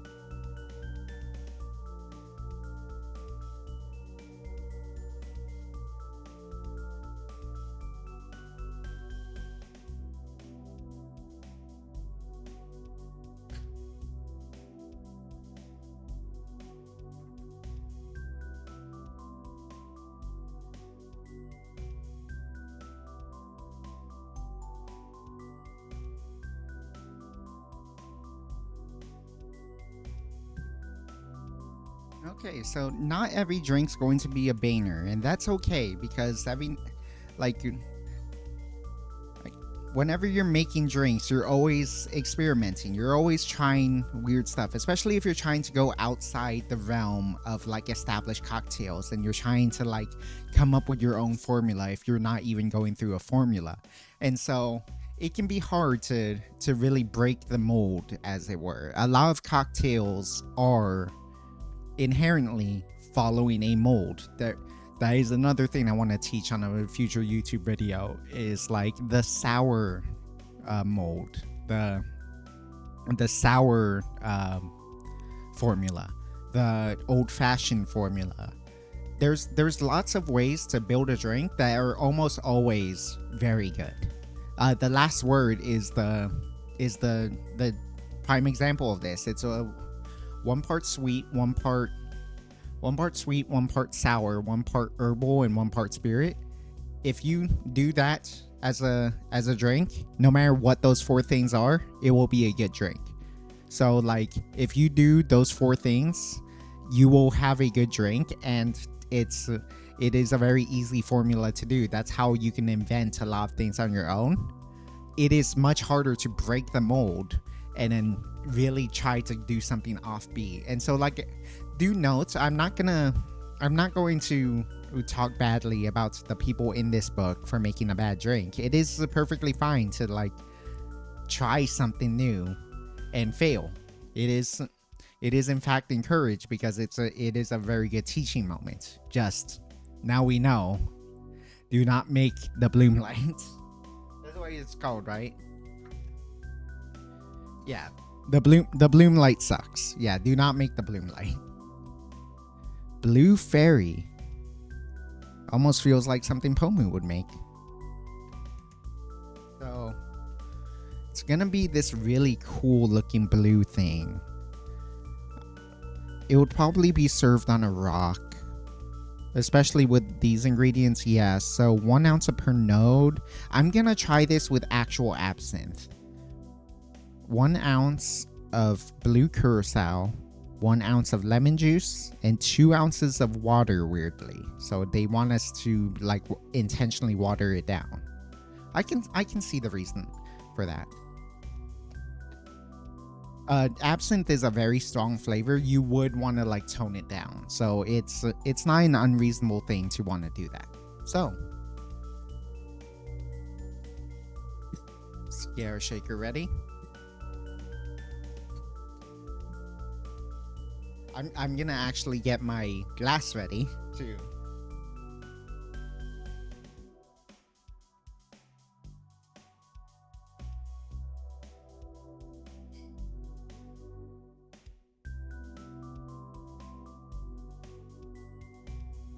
So I believe we're gonna serve this up with a rock of ice. I think it'll need a rock of ice to have a proper wash line.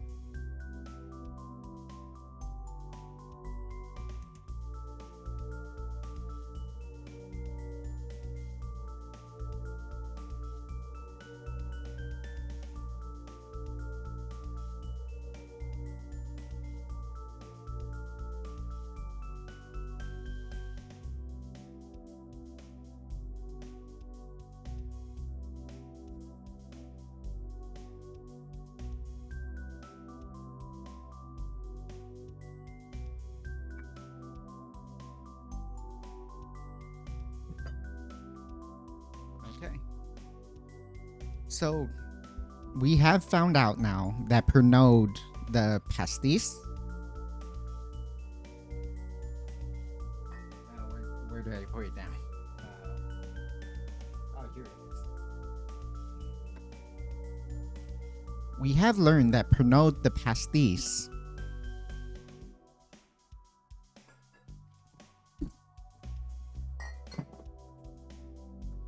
does actually taste similar to the Pernod the absinthe.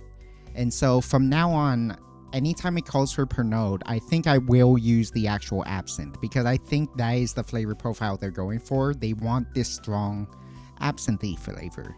The strong anise, black licorice flavor that absinthe provides. I think that's what they want from these drinks. And so Pernod is a widely available drink. However, right, is a much more highly available bottle.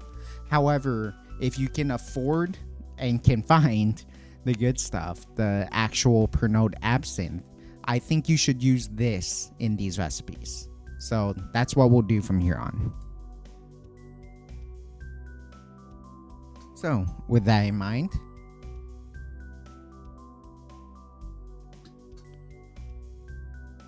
one ounce of our Pernod absinthe,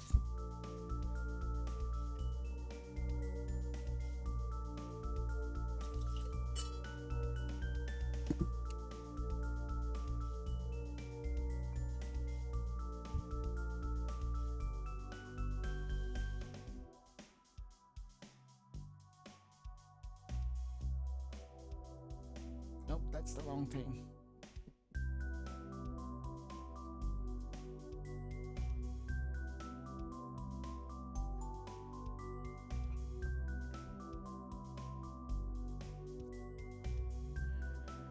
One ounce of blue curacao again. So this is what's gonna make it blue. Blue curacao is a very sweetened orange liqueur. It tastes like regular curacao, except it's usually generally a little bit more low quality, but it has this really nice blue tinge to it.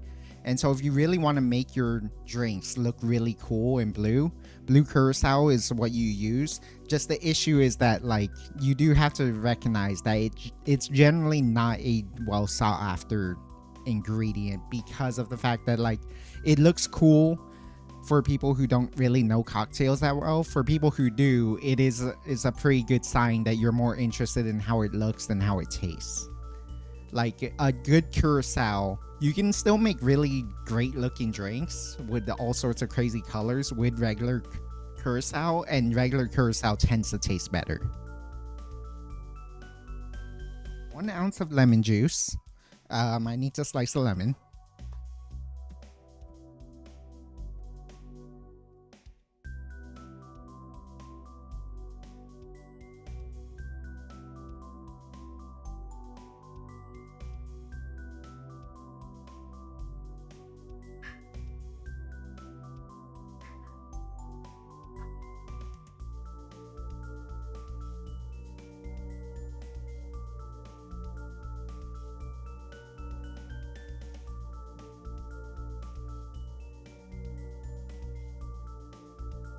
As I mentioned before, I don't tend to actually measure these. I just squeeze them into the thing. And so like a full lemon will be roughly 1 ounce, maybe a little bit more than that. So unlike a lime, you might get a little less than a ½ ounce for half.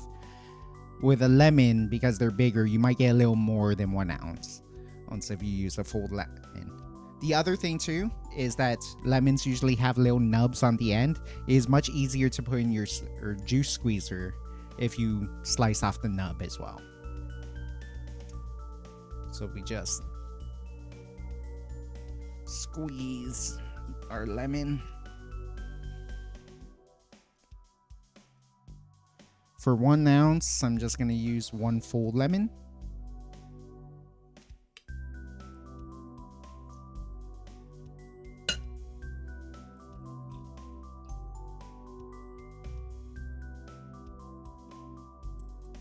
There we go. Made a big mess, but that's fine.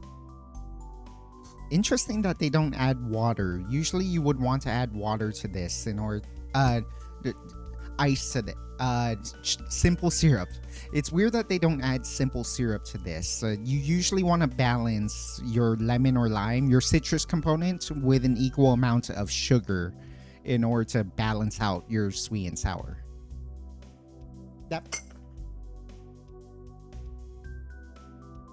That being said,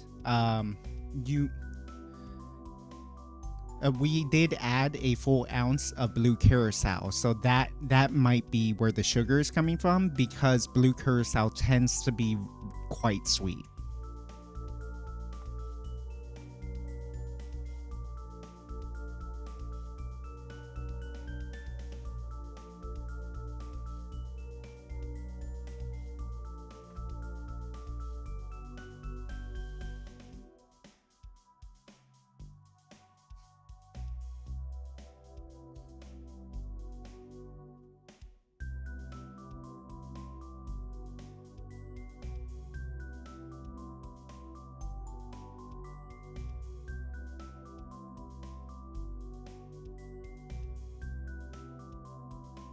Let's give this a nice shake.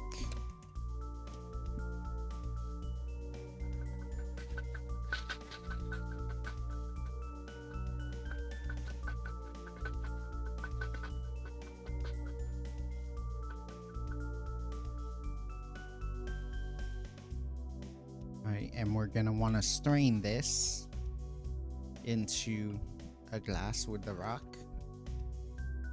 Ooh, look at that. That is a very deep blue, because my blue curacao is quite blue. That's lovely, actually. I can imagine this tasting quite nice, actually. This is... I love absinthe, as I mentioned, and there's... it goes well with a little bit of sourness. So let's see.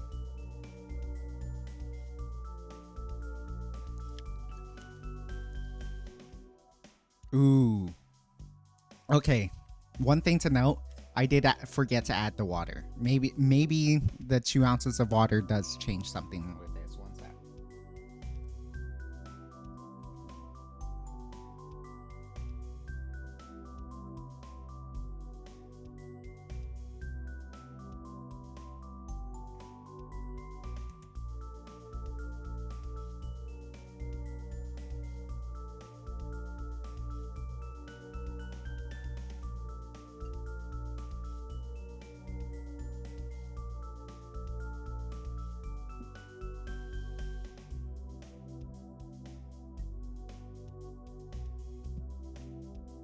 improves the wash line a great deal too.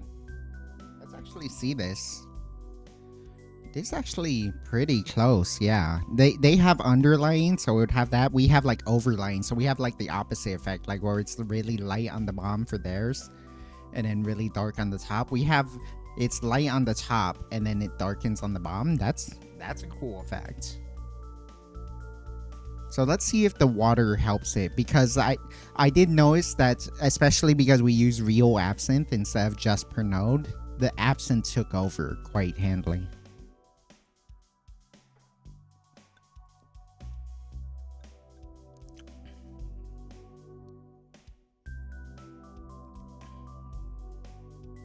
I do wonder if maybe Pernod was the right way to go, actually. Like the pastis, not the actual absinthe.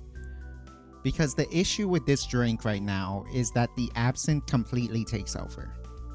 It does blend well with the lemon, so like you get a little bit of that lemon sweetness along with to like curb the absinthe a little bit, so like make it a little bit more of a bumpy road for the absinthe, so that like you can stretch out the absinthe and really enjoy it. The water does help. The water generally does help to like stretch it out even further, to really like be able to pick out the specific notes, the like herbs, the sort of like floralness of it. It's really nice. You don't taste the blue curacao at all. Curacao is orange liqueur. It's supposed to taste like orange. I don't get that at all. Maybe that's because I used real absinthe, not pastis. Maybe it's just because my blue curacao is not very strong. But I think this is a good idea that doesn't actually work that well. So yeah, because I don't think this is necessarily a well-crafted drink is the issue. I can see the thought process. I can see what they thought and how they thought it might be good, but it doesn't work to me. So I'm gonna bring up our tier list.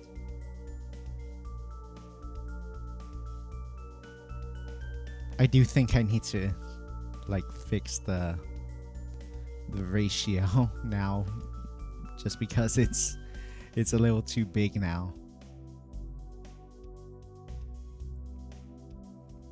Well, we're on D tier, to be honest. It is a D tier drink to me. The concept is there. Like absinthe plus lemon juice. I think you need more sweetness, and you can't get it from blue curacao, so you need to add simple syrup to this. And like I think you would just need something stronger than blue curacao in general. But like you took they took the sour formula, the citrus. They took the sour formula, the citrus, lime, citrus, sugar, and spirit idea, and they tried to like put a twist on it to try to make it unique, and that is admirable. This does have seeds of being a good drink somewhere. I might try this with real curacao, for instance, but it's just not there. Like all I taste is the absinthe, and that's not good enough. I love absinthe. You tend to need to fight the absinthe much harder than this in order to make a good drink, because absinthe is an incredibly powerful flavor. It will take over unless you really fight back against it.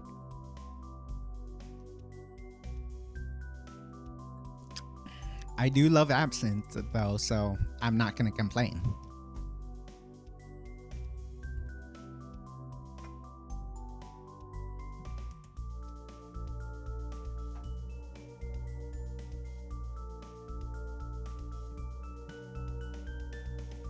Quick cleanup again.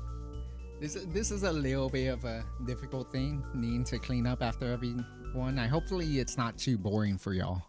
You're feeling slightly hungry? I should probably get a snack too, and probably take a water break as well. We can chat for a little while I look up the next thing. As I just take a quick water break, a quick like like a snack break probably, and we can chat about some stuff. Sure.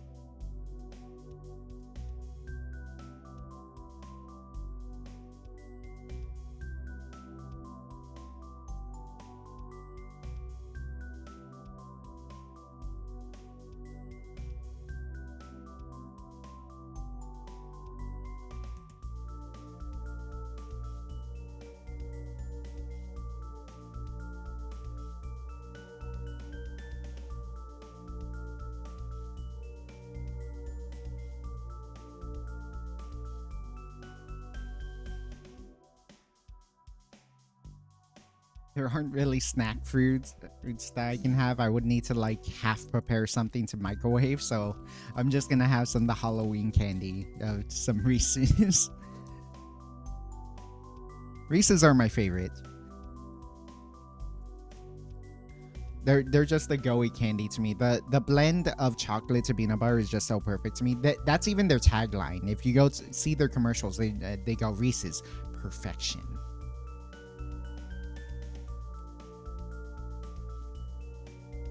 Mm.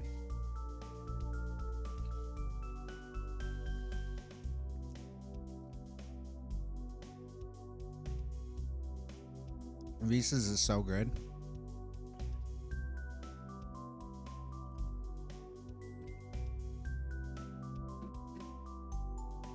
Good time to hydrate. We've had what, 5 drinks so far. We're doing well. Um, I don't know how long the stream's gonna end up being. How long have we been going so far? Almost 2 hours. Yeah, I think I am just going to do half of them this stream. Gonna do 12, and then the next 12 next stream. And then we'll try to remember where we put all the. I'll review the VOD and put all the tier lists back there. But then we'll finish it next stream, and then we'll go from there. So especially because there is a very fun recipe that involves milk clarification, and that requires like a lot of time to get going. So that would be the first one we make, except that we would do it. We would do it, say aside, and then when it's that drink's turn, we finish it off, and then it'll probably be amazing because it's a very cool process. I think this book was done by like how many different authors actually? Let's rewind a bit.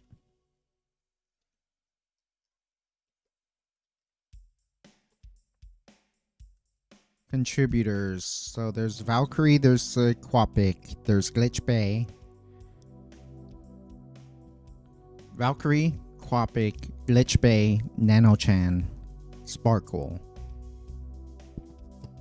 Okay, so there's 5 contributors. So they all seem to have varying degrees of mixology skill. Some of them do seem like beginner or mixes where they just wanted to mess around and find out, and that's, like I said, that's cool. Like it's cool that they want to experiment, but sometimes you end up with the bloom light, which is unfortunately quite bad. But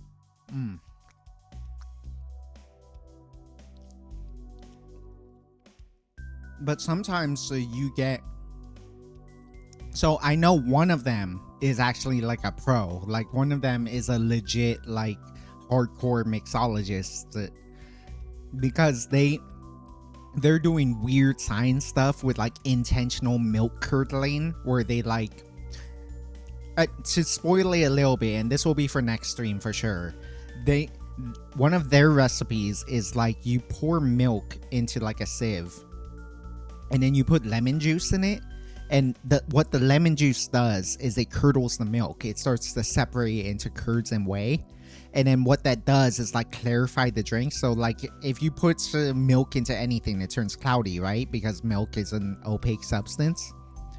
When you separate out the curds and whey, it becomes clear again, and then so you get the milk flavor, but also it's still a clear drink. And so that sounds like such a cool idea. And then the other part of it too is that instead of blue curacao, which I mentioned is like a slightly low quality ingredient that like does paint your drink blue, but it's not necessarily that good of a flavor,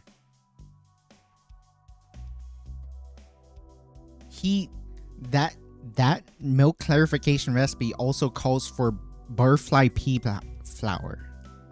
This is what turns, say, Empress Gin into a purple drink. So let me see where my Empress is. There it is. This drink is naturally purple because it has butterfly pea blossom in it. It doesn't need to have an artificial coloring to it. It is this way because of an actual plant. And so it turned blue because it's because of one of its flavorants. So it actually adds a subtle flavor to it that also paints the drink blue in a natural way, as opposed to an unnatural way with the blue curacao. And so that's how I know that guy is really good. And I can't wait to try that drink. What kind of snack are you having, T? Hopefully you're hydrating too.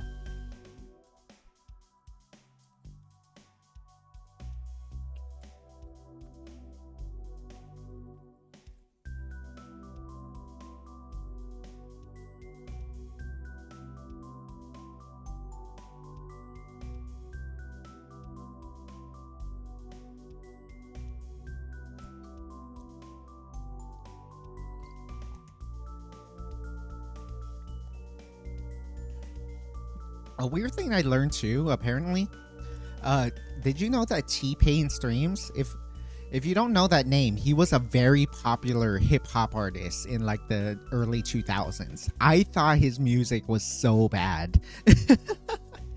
I thought his music was straight trash. It was not good music. I thought it was just like a really bad, I just thought it was really bad.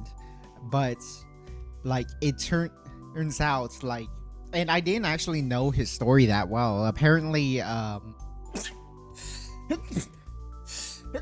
sorry, excuse me.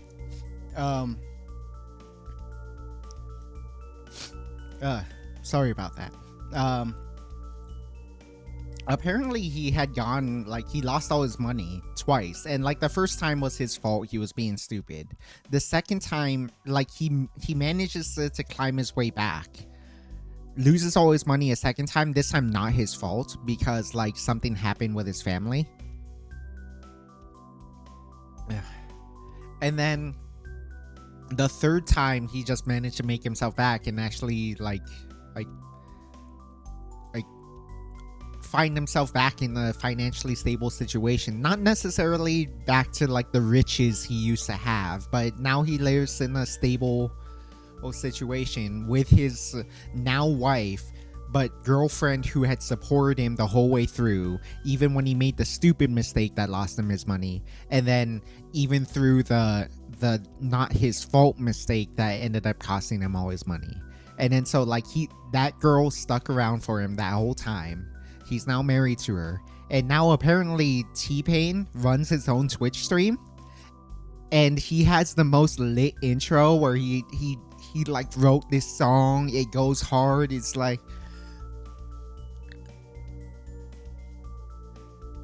I don't remember the lyrics, but it was a really good song. And it was funny to me because I heard it, I'm like, oh, where the fuck was this? where was this, T-Pain? How did you, why, what were, like it was such a good song. It was like just so well rapped. It was like clever, it was funny. And it's also like, man, I thought his music was so trash back in that day, back in like 2002, 2004. And it is comforting to know that like now that he's a Twitch streamer, now that he just like does this thing that makes him happy, but also like it gives him a lot of creative freedom, that he can just do things pretty loosely and without like needing to like appeal to a mass market for doing songs on the radio. Like it's actually really cool to see that he's like that he's made a name for himself as a Twitch streamer, and it's actually quite cool. And it's just like, man, dude, I used to hate you, and now you seem, now that I know your story and that you actually can make good music, I'm actually quite interested in him again. It's weird, it's crazy, but it's weird, but it's kind of awesome.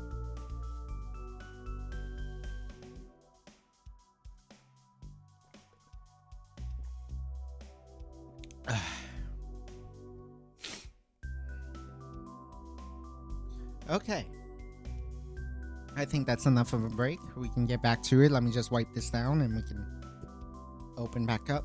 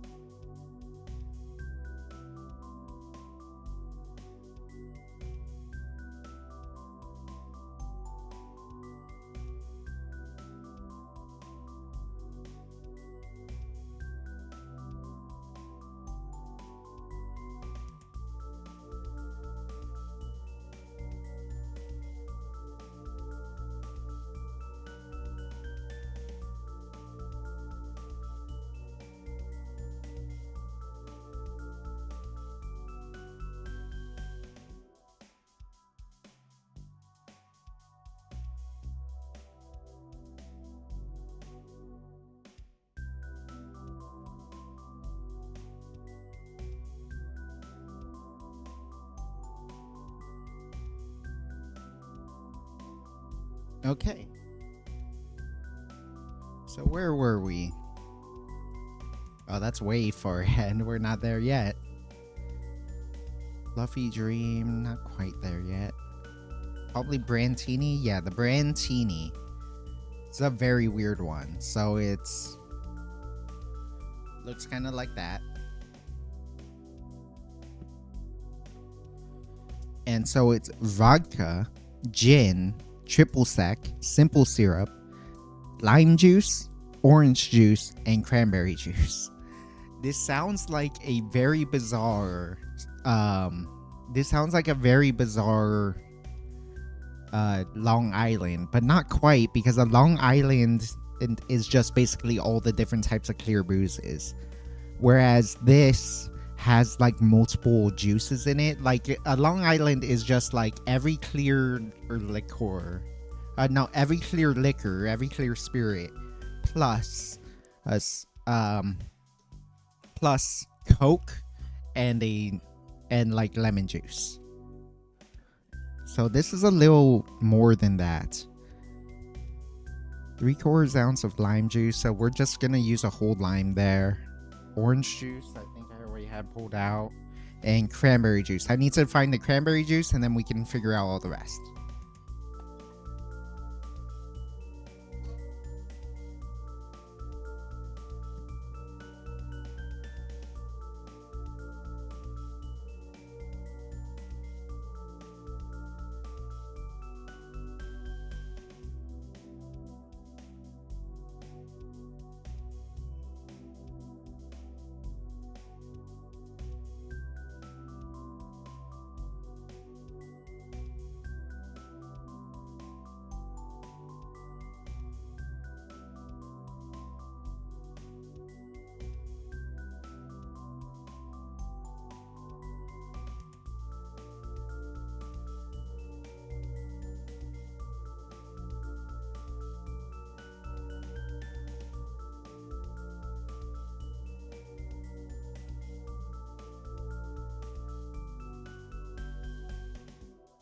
Okay, so vodka, gin, triple sec, simple syrup, lime juice. Right, let me slice up another lime.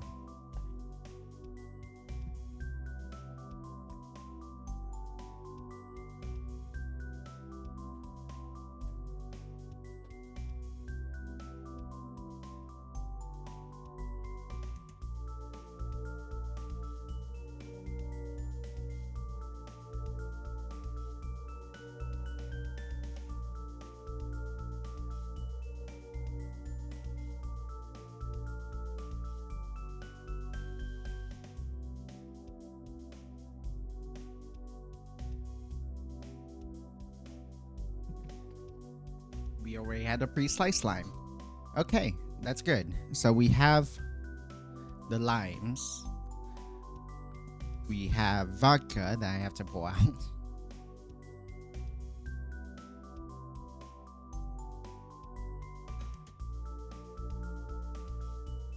I have Tito's. Among the vodka brands, and I will claim that all vodka is the same, I do tend to lean Tito's because of the fact that, like, mostly it was thanks to how to drink. Like, he did a blind vodka taste test, and he found that Tito's punches above its weight in terms of its flavor profile. In the end, you're not going to be able to tell the difference that starkly, if at all, when you put them into a cocktail. But in terms of like the flavor that is there, this tastes better than a lot of stuff that he determined this punches above its weight class, because it does taste better than more expensive vodka to him. And I can sort of agree with that. Like, it is, of the vodkas I've tried, I tend to prefer Tito's.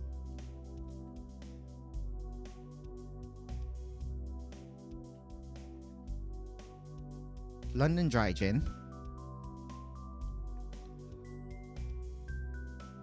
triple sec,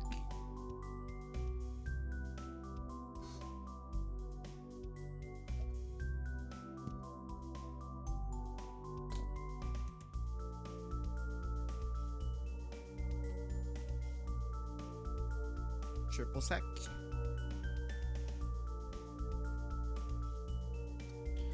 simple syrup, lime juice,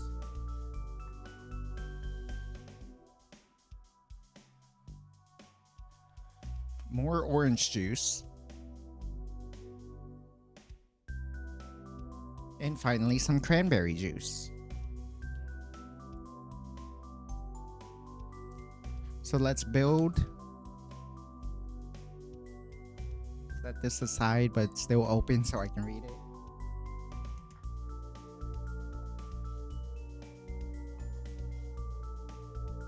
Oh wait, I forgot. Oh, there it is. Yeah. So I haven't been practicing what I preach, but you really should make your cocktails cheapest to most expensive ingredient, just so that if you mess up while you're pouring your drink, like what's in there isn't as much of a waste. So the first thing is going to be half an ounce of simple syrup. This is just my generic. There's no label on this. It's just my generic 2-to-1 simple syrup. Eventually, I want to make a 1-to-1 simple syrup so that I can explain to you guys like why you really shouldn't use 1-to-1.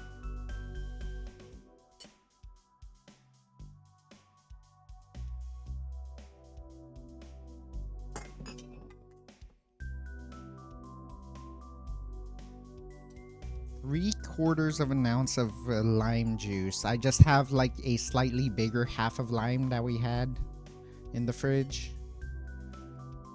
plus the smaller lime hunk that we had earlier. That should be roughly 0.75 ounces.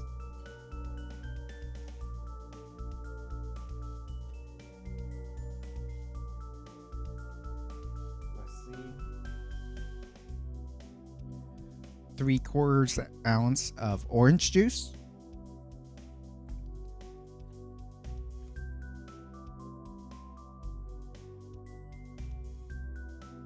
Orange juice.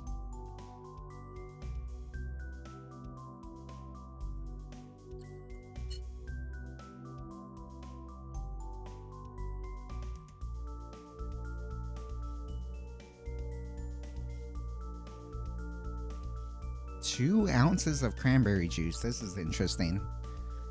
Are they like going for a Cosmo thing instead of like a martini? This is unlike any martini I know. Martinis tend to be quite dry because of the nature of gin, because of the nature of vermouth, which some people really don't like vermouth. I have trouble with vermouth myself.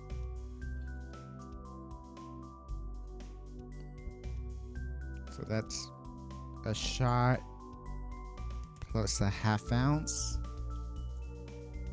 There we go.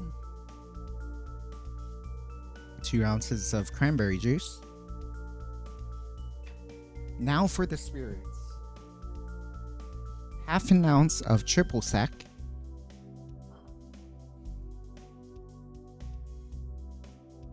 Triple sec.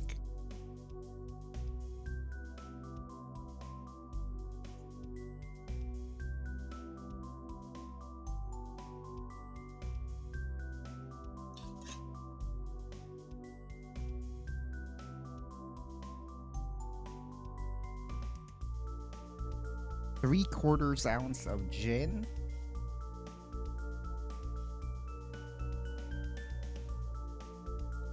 Once again, we're going with Tanqueray.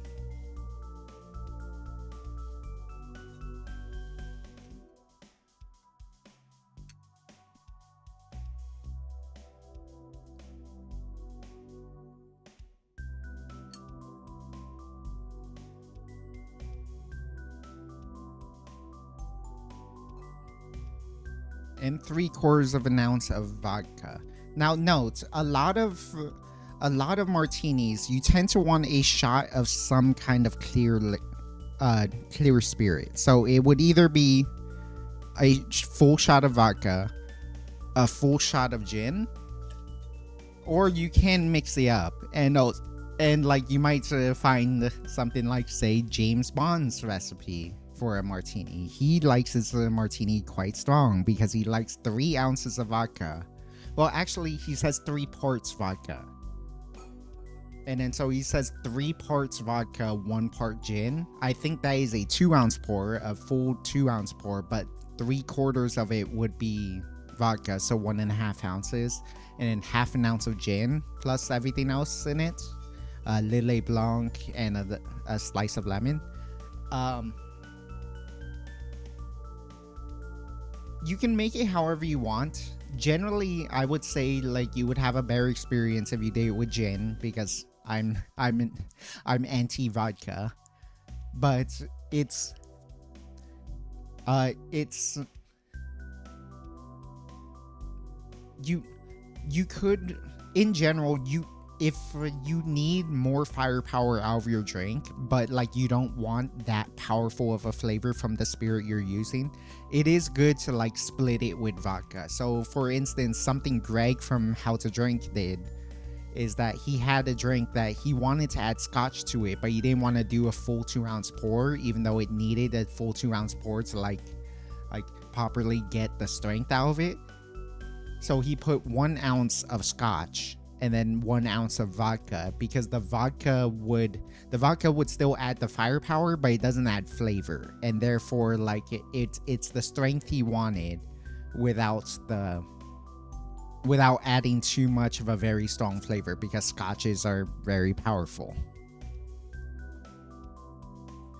Let me just grab some ice.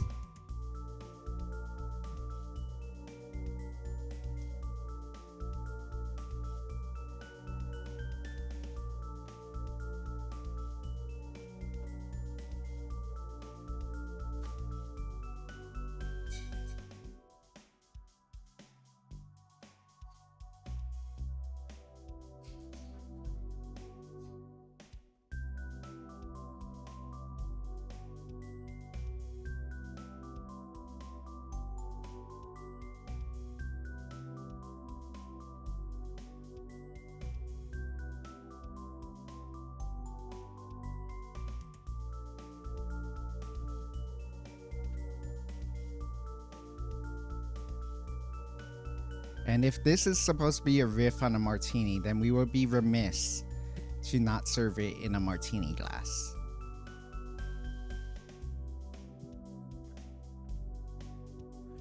Shaken, not stirred.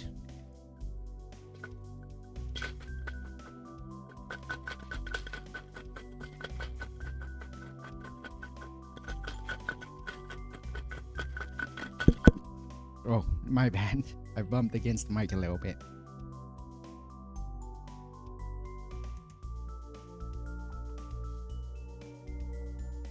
Ooh, it smells pretty nice.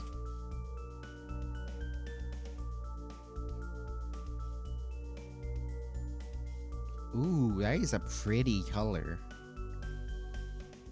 That is a really nice color. I mean, like that's the cranberry juice in action. It kind of reminds me of a Cosmo. Like, is this a weird sort of hybrid between a Cosmo and a martini? Up. One moment, please. Sorry.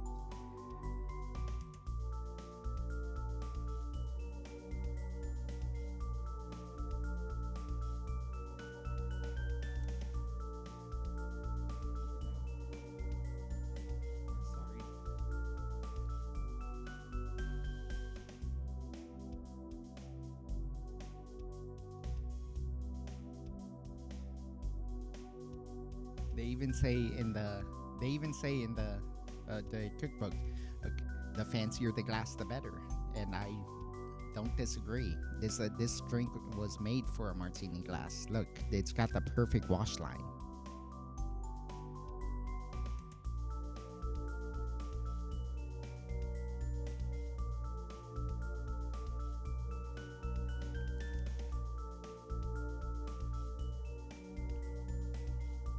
Yeah, that's a Cosmo.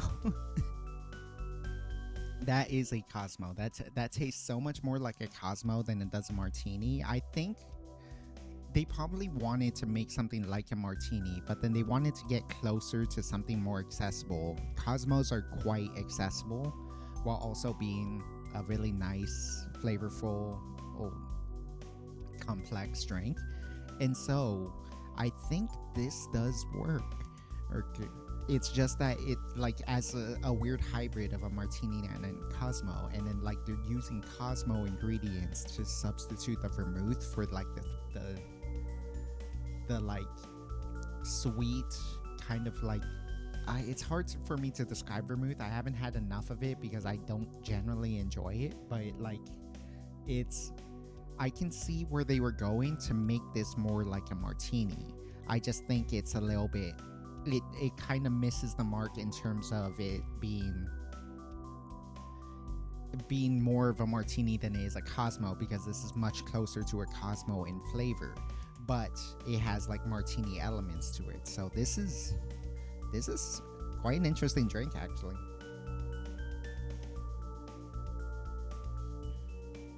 It's very tart the way a Cosmo would be because of the triple sec, because of the lemon juice. So I I like it. It's like having this weird hybrid. I do think we can put this in B tier. I do think it is a pretty good drink. I genuinely quite enjoy it. Oh, I didn't pull up the thing. As you can see, I put it up in B tier. I did genuinely quite enjoy it, and it is genuinely an interesting drink. It's not necessarily one of my favorites. It wouldn't go into S or A tier, but it is a pretty nice drink. I'm gonna give it a B. I think it deserves a B. It works quite well.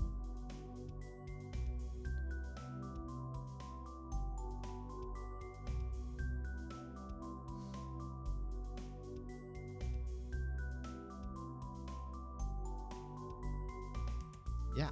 Oh my god. I'm at risk of drinking this whole thing again. Which I really shouldn't. I have a lot of drinks to go. But yeah, that really, really works. I enjoy that.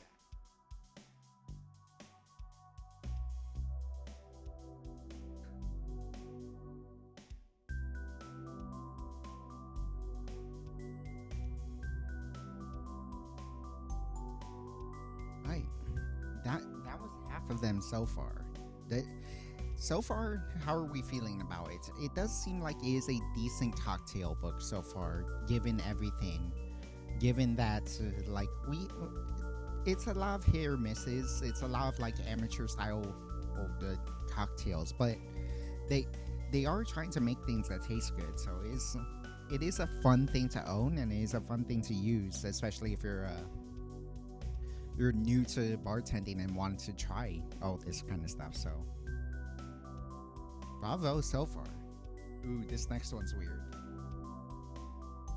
Okay, I need to wash out the shaker, and we'll move on to the next.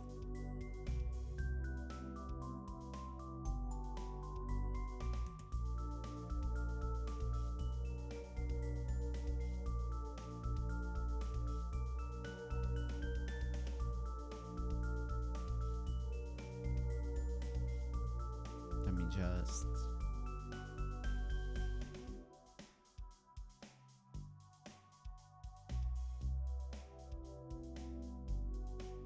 Okay.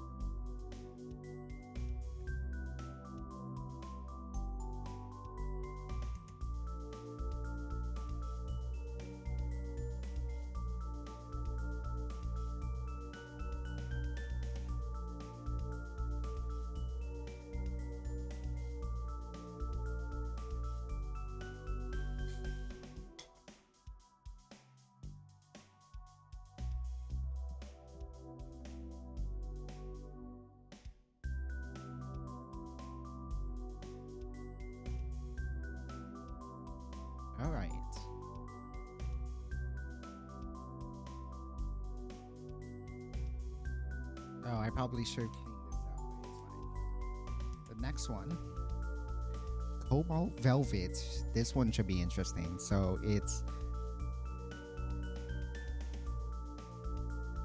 they served it in like a fish bowl, which is really cool. I don't have one of those.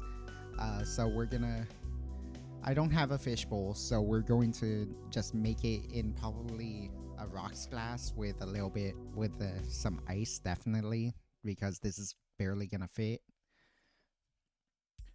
Gin, shot of gin, quarter ounce of lime juice, so we're probably just gonna use half a lime. 2 ounces of Prosecco, 2 ounces of voltage soda, which I wasn't sure what they meant by this until I realized they mean Mountain Dew voltage, which is not available in any stores I knew, so I had to buy this online.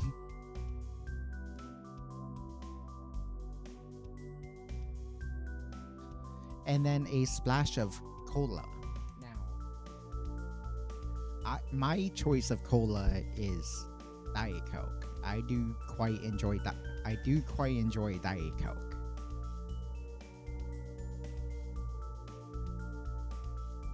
I think you people would be mad at me if I actually use that.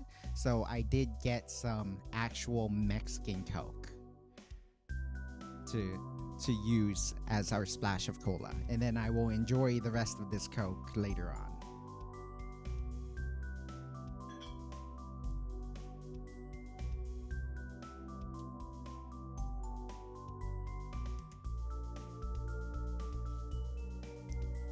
Yeah. Seems simple enough, so let's do it. Now, again, this involves three bubbly ingredients: the cola, the voltage soda, and the Prosecco. So all we're gonna be mixing together is the gin and the lime juice.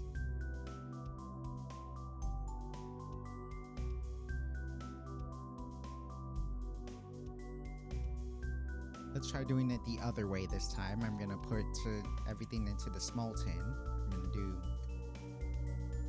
1.5 ounces of gin. The same gin as before, Tanqueray.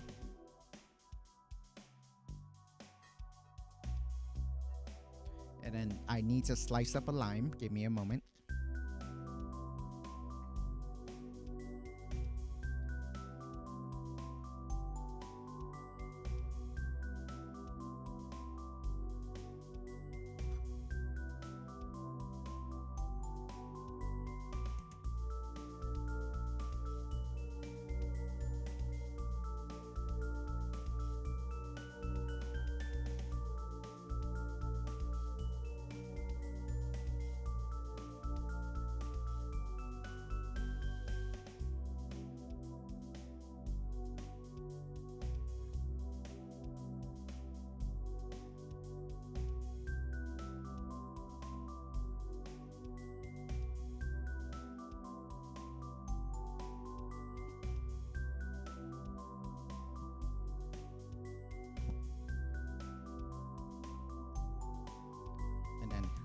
Half a lime,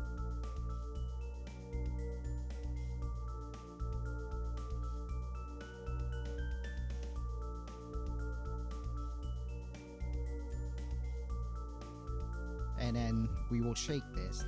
So a general rule of thumb is that if you're pouring into your big tin, all you have to do is fill the small tin all the way up with ice and then strain that out. With a big tin, you probably just want to like around halfway up is how much you want to fill it with ice. Otherwise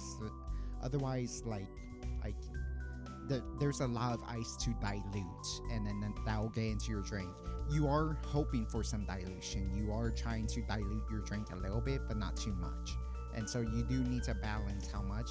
You get a feel for it. Just as you start mixing a lot, you will know how much ice you probably need to use.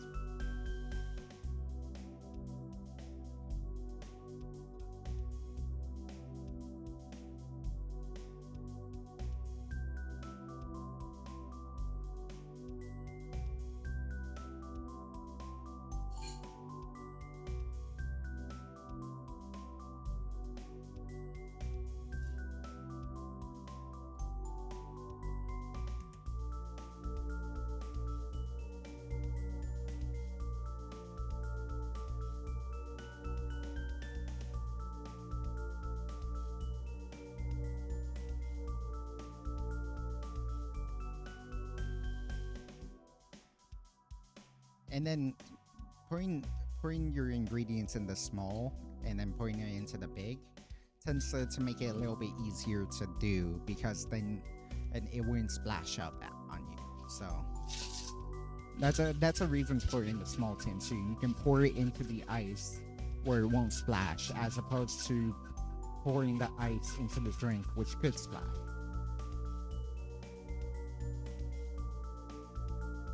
Now I'm gonna need a rocks glass with a rock.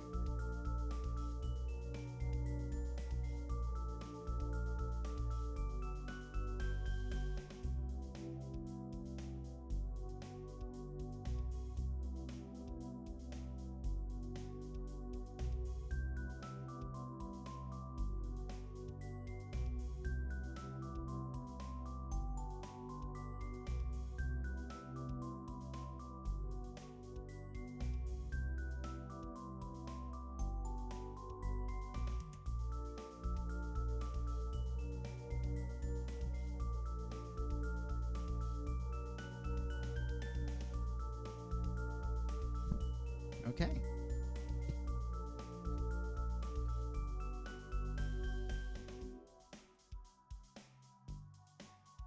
Just stirring that into the glass. Ooh, that is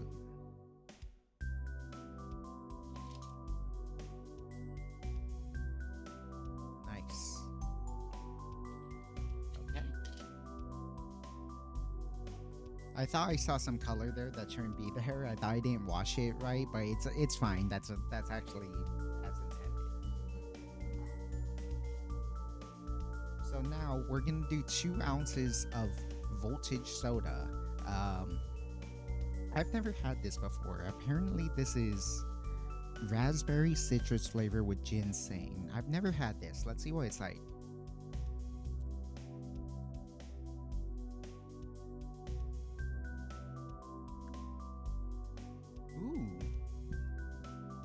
Ooh, that's a unique flavor.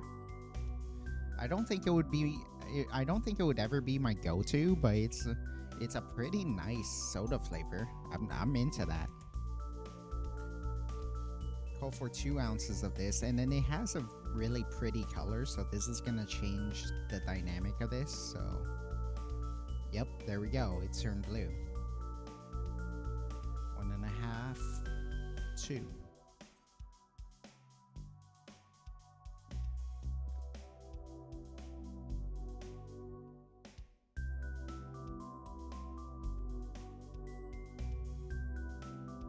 And then a mere splash of Coca-Cola. Let's go ahead. A mere splash of Coca-Cola. You have returned from a shower because I felt like taking one? Nice, nice. Hopefully that was refreshing. I made the Brandtini, which is a very interesting drink. That one turned out quite good. Since you've been gone, I took my break where I just had a nice water break and chatted about some stuff and had the water. I had some Reese's as well, and now we're making something called the Cobalt Velvet, which is a very interesting drink, not least of which because we put some Mountain Dew Voltage in it, which I've never had before. It's a quite interesting ingredient. The person in the recipe mentioned that they had it lying around and thought it would be good, and so they wanted to try putting it into a drink. So we'll see how that is.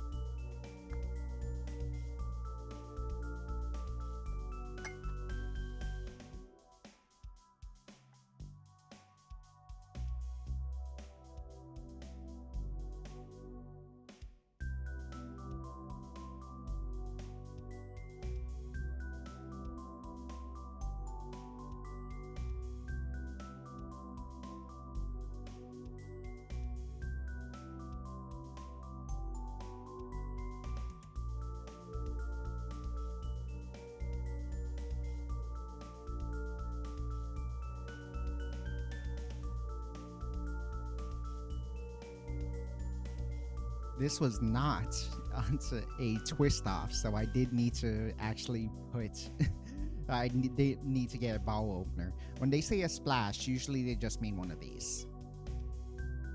Just like tilt it and let it fall into the glass. That's looking. Does that's a look right? It does have that unique glow to it, but it doesn't have the same sort of texture that like I think it is definitely like underlayed quite well, so I don't think it's necessarily fair, but this is not the same kind of blue.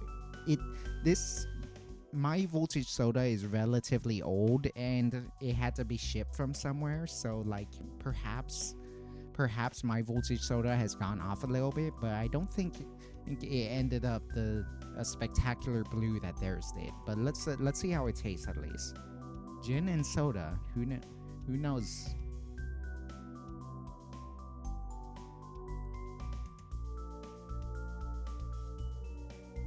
The soda overpowers it, unfortunately, and I kind of did expect this. I'm not a fan of soda, of like flavored soda. I don't mind like highballs where you put a flavorless soda water in, but I do mind when it is like soda plus spirit, because often you're putting the soda to hide the taste of the spirit, and that's exactly what's happening here.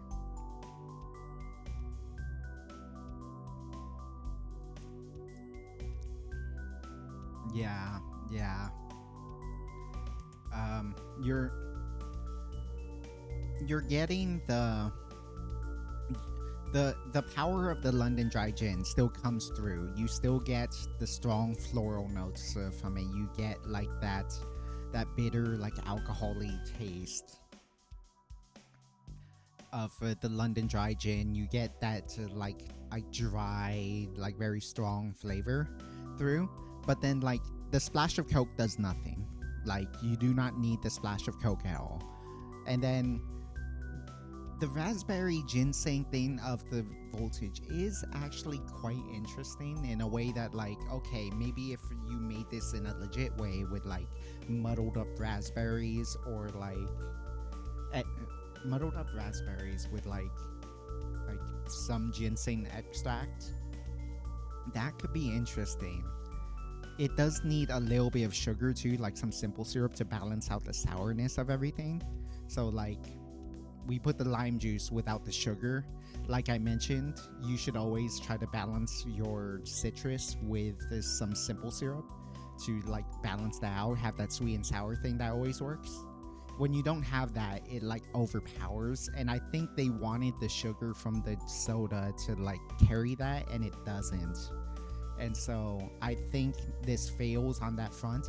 It is the seeds of an interesting drink, though. I don't think this is an actively bad drink. It is something that's like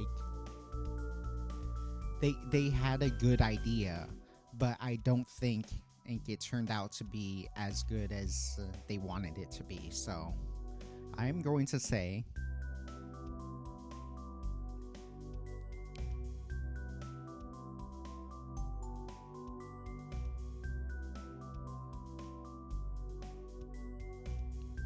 woo. Turn it down. That the Cobalt Velvet is a D. It is not an F. It is not a waste of good booze. It is not a waste of money.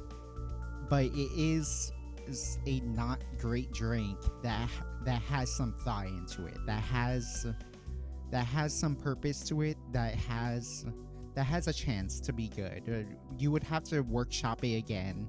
But this flavor profile is interesting enough that it's worth building around. And so I would give it a D. I don't think it's a very good drink, but it is an interesting drink.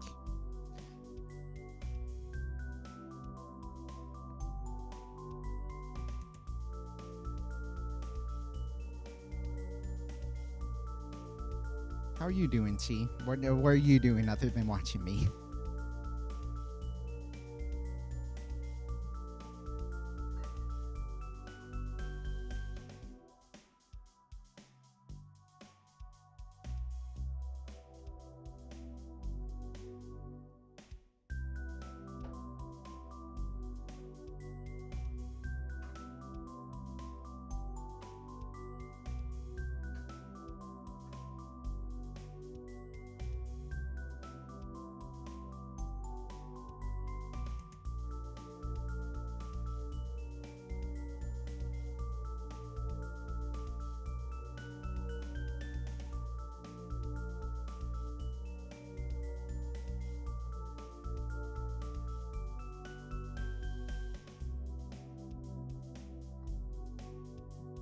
Doing well, chilling and other stuff. That's nice. That's nice. I'm glad you're here with me.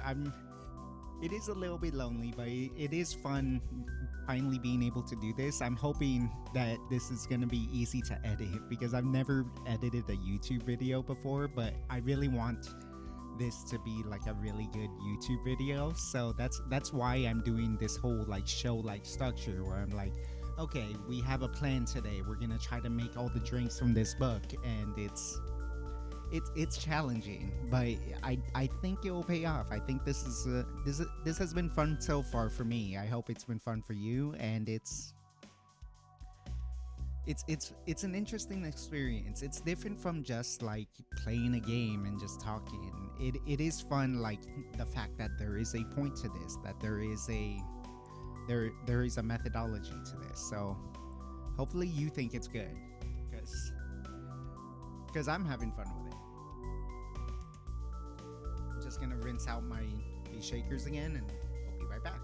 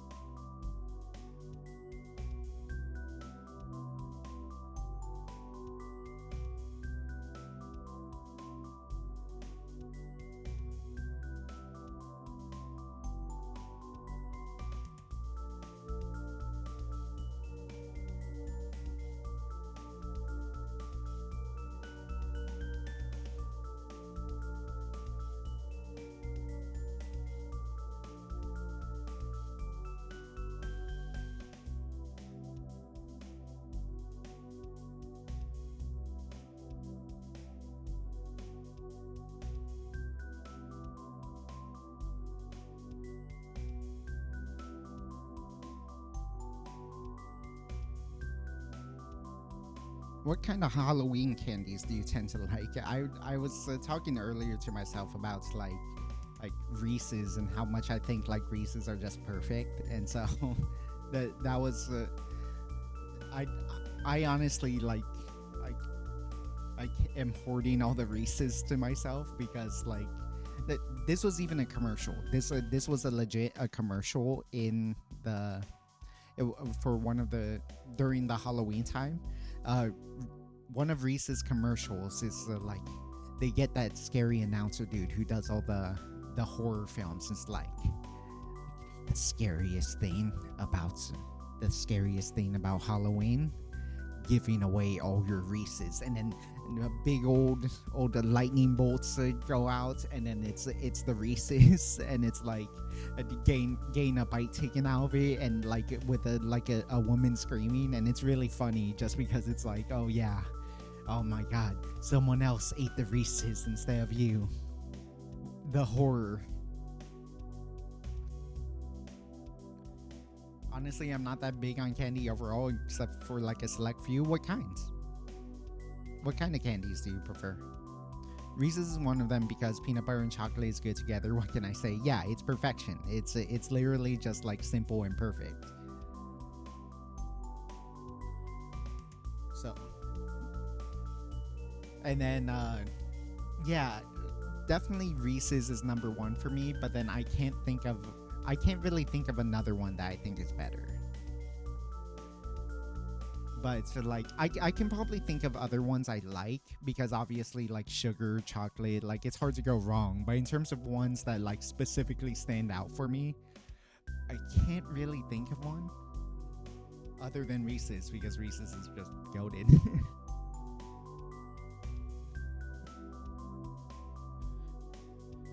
All right, the crevice spike. It's got a crazy green color to it.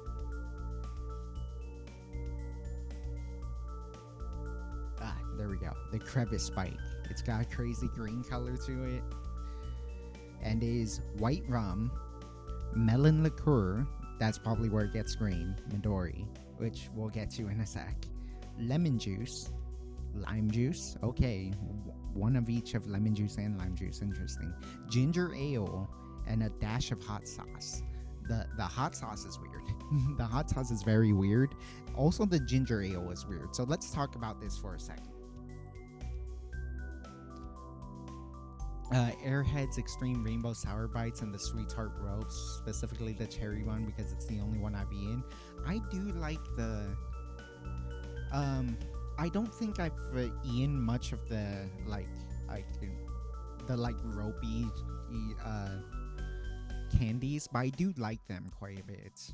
I've never went out my way to get them. I only have them say during Halloween. And Hershey's dark chocolate in general, yeah. Hershey's dark chocolate is very good. I just love dark chocolate in general. It's got the right amount of bitterness to balance all the like other sweeteners to it, because like it's pure chocolate. Chocolate is meant to be a little bit bitter, and then so like when you have that pure chocolate, like the more percent it is, the better it tastes to me, because it is actually really chocolate. It's the amount of percent is how much chocolate is in it. Everything else is like sugar or milk. So it is important, because like if you want a chocolate, you would hopefully a bowl knower would want the purest chocolate there is, without getting too pure, because it gets too bitter, of course.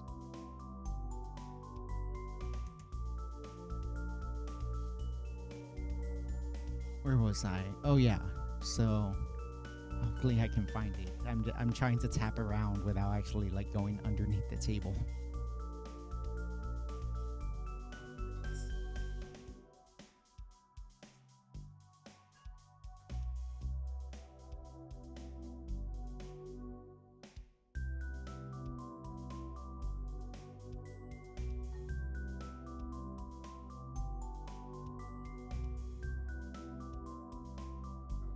Okay.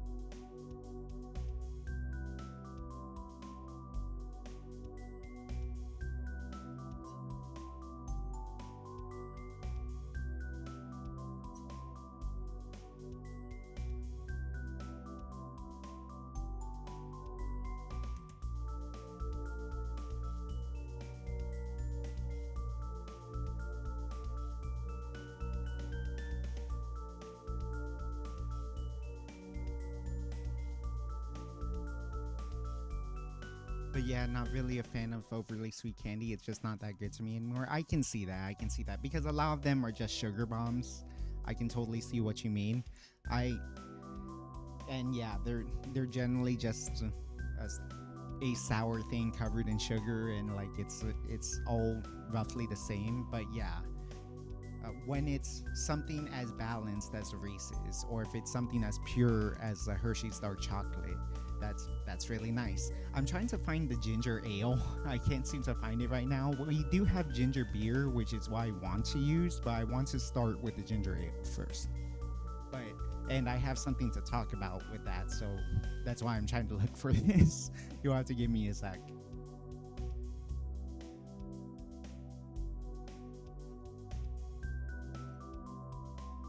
Okay, found it.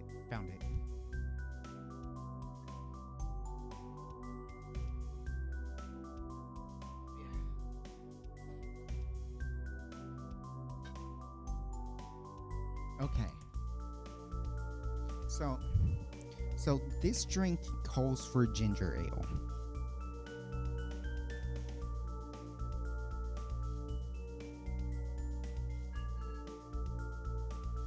So I have ginger ale, and you might have seen this as other brands. You might have seen this as like Canada Dry or something. It is a nice, weird soda. It tastes like vaguely gingery, but it's honestly just like sweet and soda-y.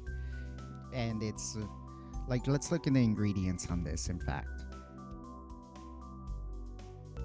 the company I said that was made for mixing cocktails. So this will probably go good with their recipe, which calls for ginger ale.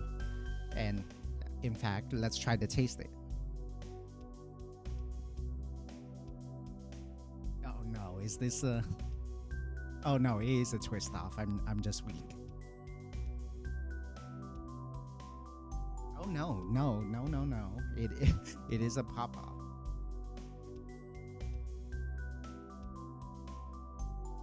I do need to...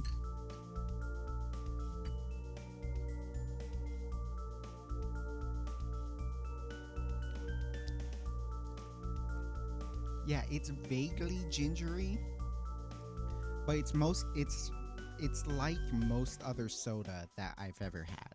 It doesn't like punch you in the face with a lot of ginger flavor, a lot of strong ginger flavor. It is just like a delightful soda filled with sugar and whatnot, and making it a pretty nice, like casual drinker for when you want to drink. And I can imagine adding this and like adding a nice subtle touch of ginger. However, in the cocktail world, in mixology, if we wanted to add a ginger flavor, we would use ginger beer. What is the difference between a ginger ale and a ginger beer? Funnily enough, despite the name, this doesn't have alcohol content. At least I don't think it does. No, it doesn't. This is not alcoholic, so you can just drink this as normal. And in fact, let's drink it as normal.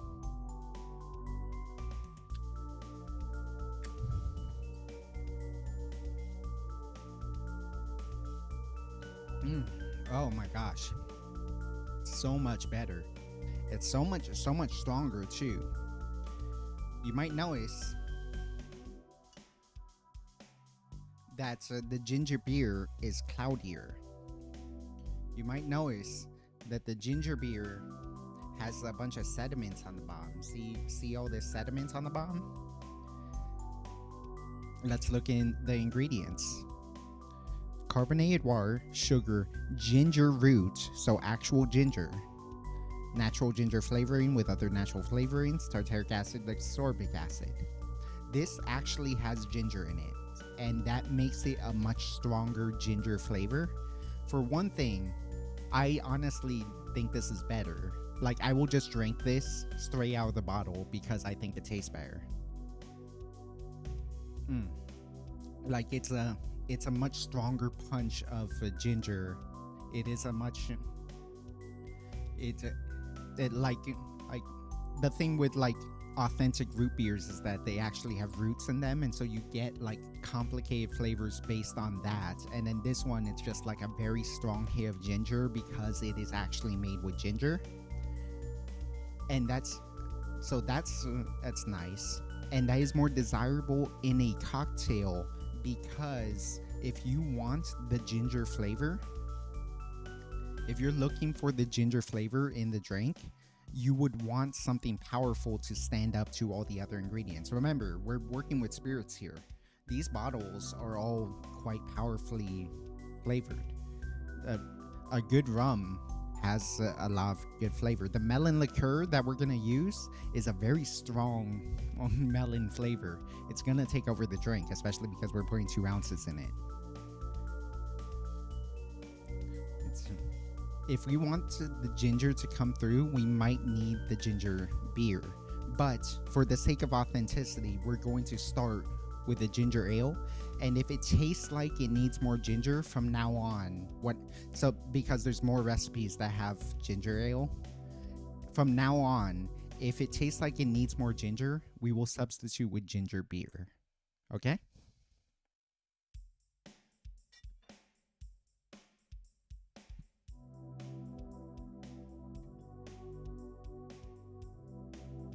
So white rum. We will go with Bacardi Superior, and two things. One, Bacardi is a fine thing. Like, I know it's the go-to cheap rum, and people, especially rum connoisseurs, I love rum. I collect a bunch of rum. I have cachaça. I have Plantation 5-year. I have Smith and Cross. I have all the fancy rums. Bacardi is fine. It's a little more neutral than you would probably want. It doesn't have as much complexity, but it's not an actively bad rum the way like spiced rums are. Like it is a kind of low tier rum, but it's fine. It's not bad to me at the very least. And the second thing is white rum. It's right there on the label, white rum. Meaningless tag. The color of the rum has nothing to do with the flavor. There are aged rums that are clear as well. There are new rums that are darkened.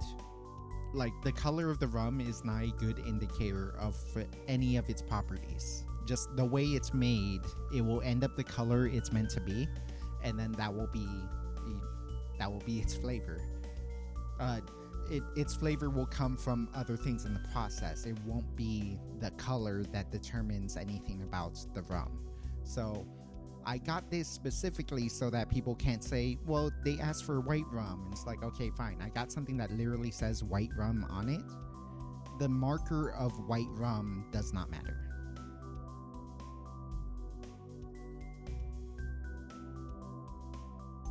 Melon liqueur. There's basically only one melon liqueur I've ever heard of, and that is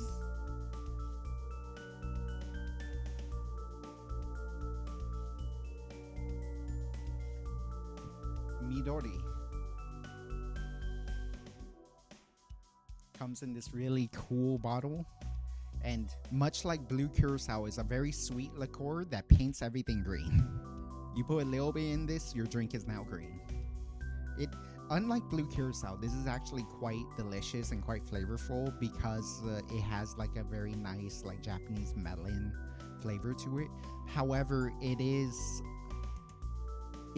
on the sweet side. It is a little bit like cloying. And then so the fact that we're putting a whole 2 ounces in there, I feel like it's going to be a little bit overly sweet, but we'll see. Lemon juice, lime juice, ginger ale, and a dash of hot sauce. I'm very curious what the hot sauce is supposed to do here, to be honest. We'll see. As always, the ginger ale, or indeed ginger beer, if we decide that it was supposed to be ginger beer all along, goes in last, because if we were to put it in the shaker, it's gonna froth up mightily in our shaker. So let's follow the spec. 1 ounce each of lime juice and lemon juice. So I'm going to slice up a lime and a lemon and be right back.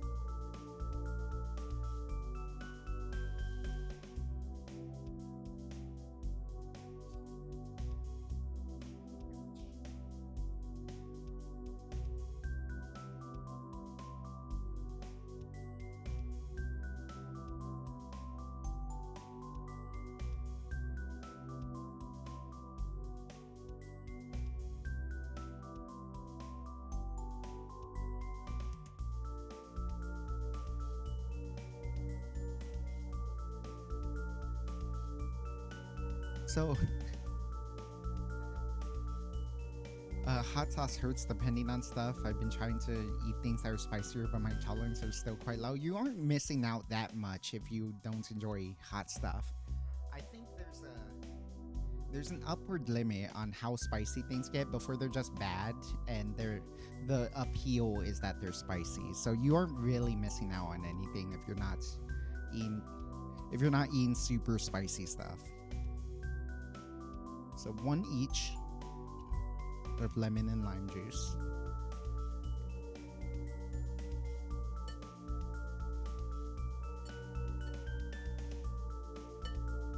Squeeze out a lemon.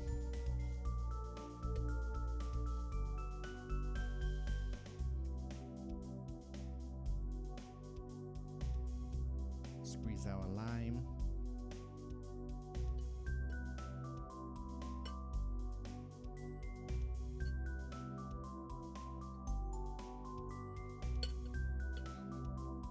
Now we'll know again, and maybe this is why they're using ginger ale instead of ginger beer, which again, which hasn't worked in their previous recipes. But I think they're not using any simple syrup, which is often your simple syrup is like your pinch of salt for cocktails. You put a pinch of salt in a lot of cuisine so that you can bring out the other flavors. The simple syrup by itself balances everything out. Even if you put a little bit, you don't need to put a ton of simple in order to do this, and you probably would for this drink because of everything. Because you're putting two whole citruses in there, 1 lemon, 1 lime, and so not having this simple is probably gonna make this another unbalanced drink. But we'll see. We'll see how it goes. Let's try using the barbell this time, just because it looks cool.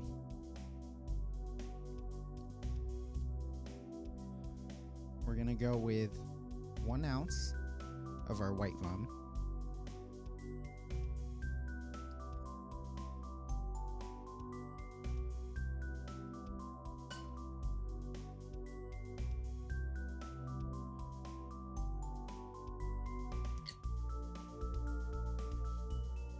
Wait a minute, that's 2 lemons. It was a lemon and a lime. Maybe it looks weird on camera, but it was a lemon and a lime. I confirmed it. 2 ounces of Midori, which is a lot more than I'm used to putting in.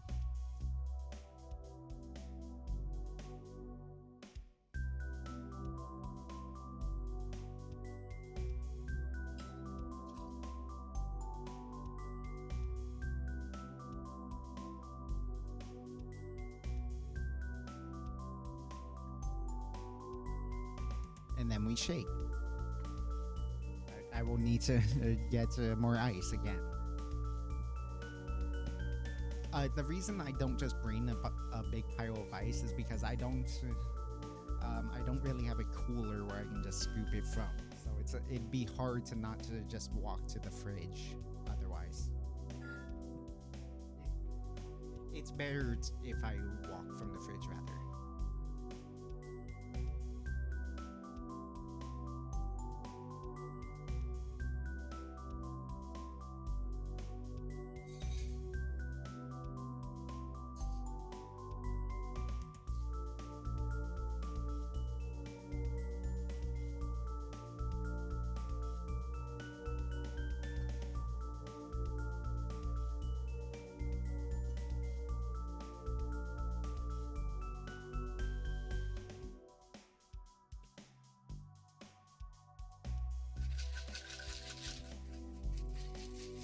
They serve this down. Maybe I'll do that too. Because we're gonna add, let's see, 1 ounce of ginger ale. Maybe. Yeah, we'll see. We'll see. We'll serve it down the way they do as well.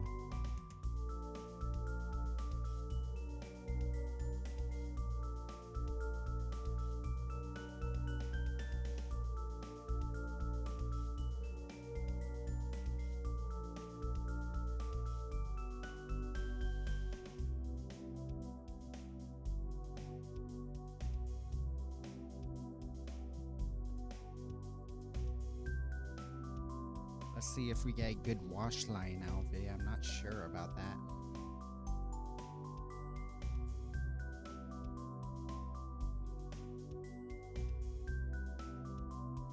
Oh, we might. We might. No, we're not. An ice cube is gonna help this. An ice cube will definitely help this.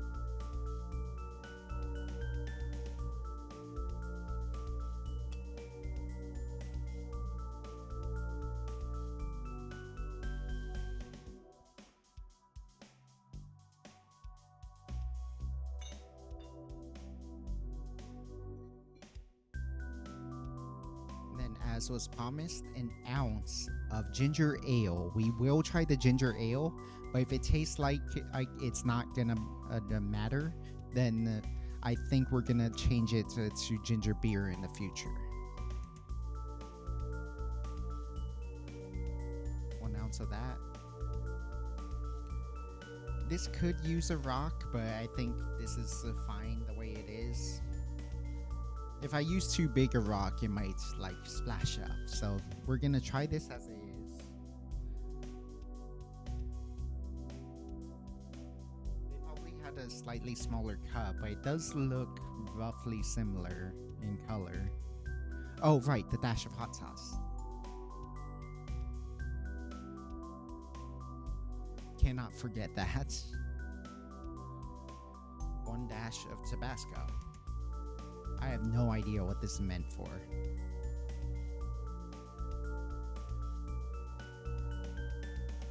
Yeah, there's a touch of redness now, and I'm not 100% sure if that's flavor.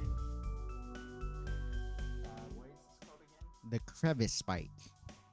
I don't think I've been calling out the names of these drinks, but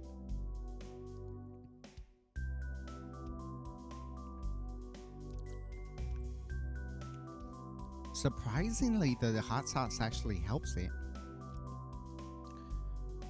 You don't taste the ginger at all. Like, ginger ale is the wrong move here. If you're looking for ginger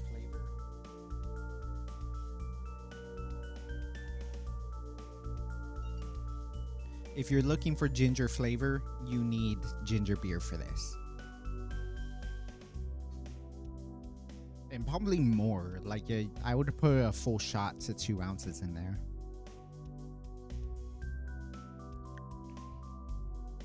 The Midori overpowers it for sure. You don't typically need to put 2 ounces of Midori. Midori is usually a side character. When you put Midori in, you are introducing such an intense level of sweetness that it needs to be counteracted by a strong spirit. Bacardi white rum is not particularly strong. That being said, if we went with a particularly good rum that might be richer, like say a Smith and Cross, this maybe it would show up more, and it would have a much more complex thing. You would have to tune it too. I would say 2 ounces of a good rum, a better rum. I would say 2 ounces of a better rum, and then 1 ounce of the Midori to balance it out.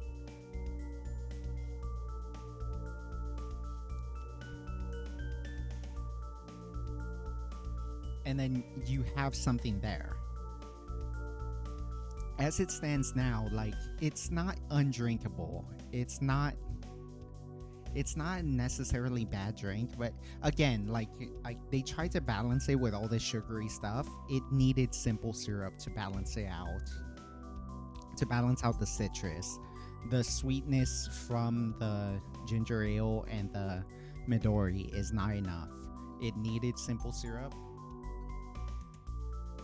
And then just in general, it was not particularly well balanced the drink to begin with, but I can see what they were going for. There is an interesting drink in here somewhere, but it's not, as it is now, it's just not really a well-made cocktail to me.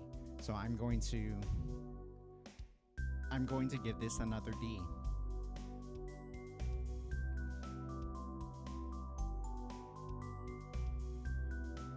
D. It's worth workshopping. I don't think it's particularly good.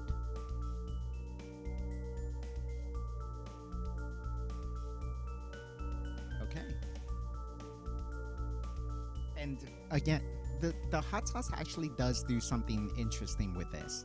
Is I should mention the saltiness of the hot sauce does actually like act as a balancer in a way. Like it does us pull back against the sweetness. Like you have the ridiculously sweet Midori, like very much guiding you in a direction, and the hot sauce really does like tug it back and try to make you stay on course for a much more interesting drink. Just the problem is that I don't think there's enough fighting back against the Midori to actually make for a good drink. You need to reduce the Midori and you need a stronger rum.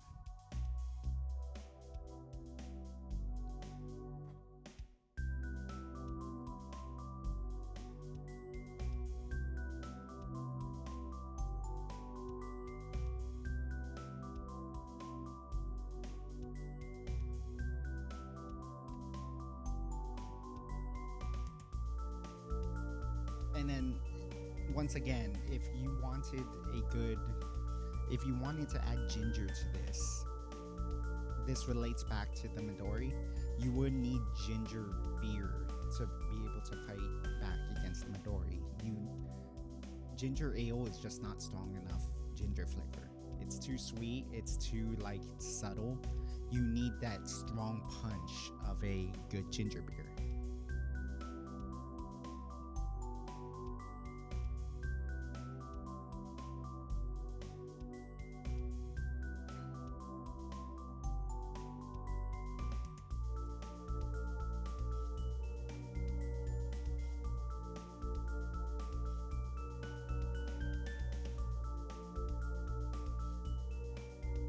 Once again, quick cleanup and then we'll reset.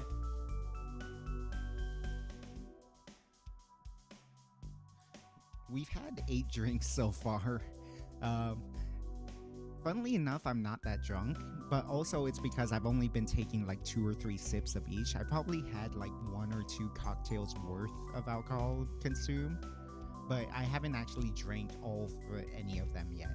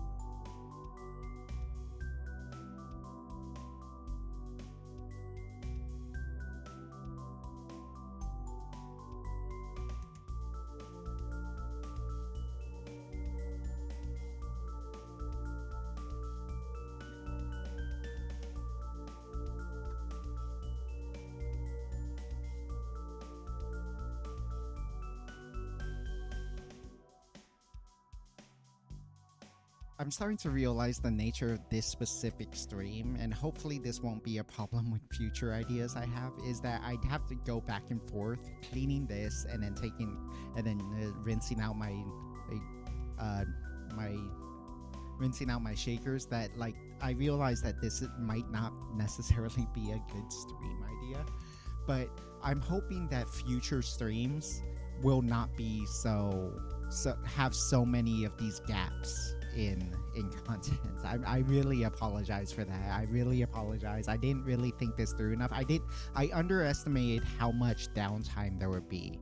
And so, like, if that's boring, I apologize for that. I know for a fact that it's like when I edit this later, it will be like a lot more streamlined. So that is a part of it. And then also, like, a big reason why I wanted to stream this instead of record it on my own is because there's this weird sort of sense that, like, when you record a YouTube video and you know the nature of a lot of people's YouTube videos, it feels like you need to it feels like it needs to be perfect. Like, you have to have the camera set up all right, and you have to, like, do it perfectly, and then you have to retake and whatnot.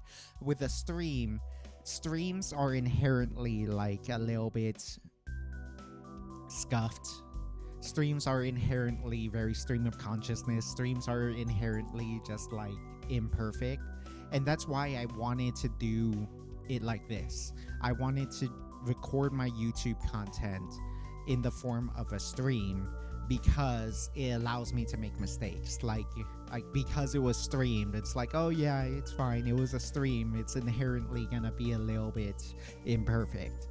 But, like, and then, like, I wanted to have this more personal connection between us. Like, I do like the idea of, like, being able to talk to chat, being able to, like, get feedback from UT or, like, anyone else who comes by in the future. And then so that's why I wanted to stream this. But I understand now that, like, maybe specifically this video that I'm trying to do can be a little rough, given that I need to keep going back and forth.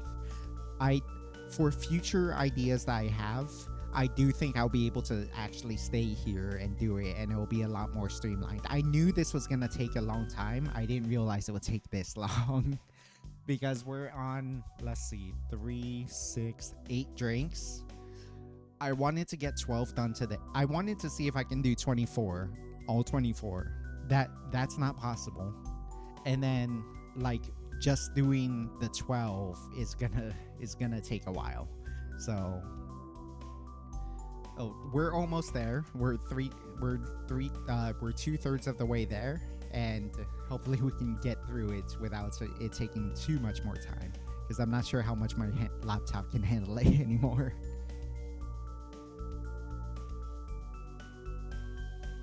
Hopefully this has been fun and entertaining for you, T, though. Next one, the Fluffy Dream. This is a very interesting color. It's got, like, that tiki vibe to it. Check that out.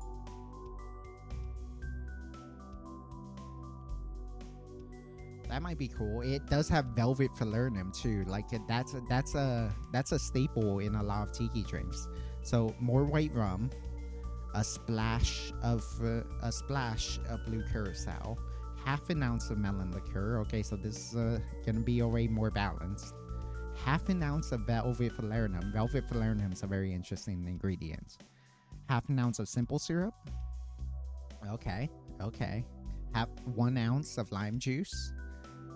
And 1 ounce of pineapple juice. So this is gonna be tiki. I like it. I like this a lot. So it's been a nice listen. I'm glad. I hope this has been informative and entertaining. So we are coming back to the Bacardi because it is the white rum.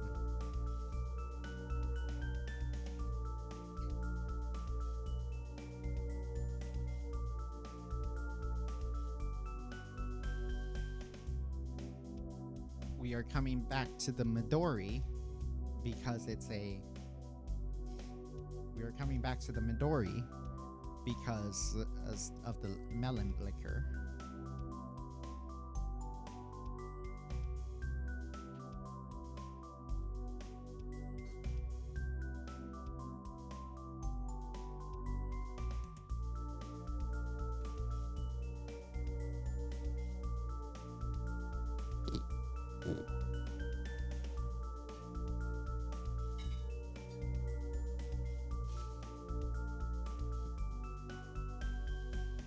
we are gonna get velvet falernum, which is a very popular ingredient for a very popular ingredient for tiki. It is a weird one. It is a mix of a whole lot of things, mainly like lime peel and a lot of other like stuff. How do I explain it? Maybe we can do it. Yeah, blending rum, sugar, and lime juice and certain spices. It is a very unique ingredient in terms of like. It's a very unique ingredient that like adds so much character to a lot of tiki drinks. And tiki drinks go all out with all sorts of different weird things. And so this is what gives it a lot of that character because it's a mix of so many different things. And then some simple syrup and lime juice and pineapple juice. Okay. This will be a fun one. This will be a really good one.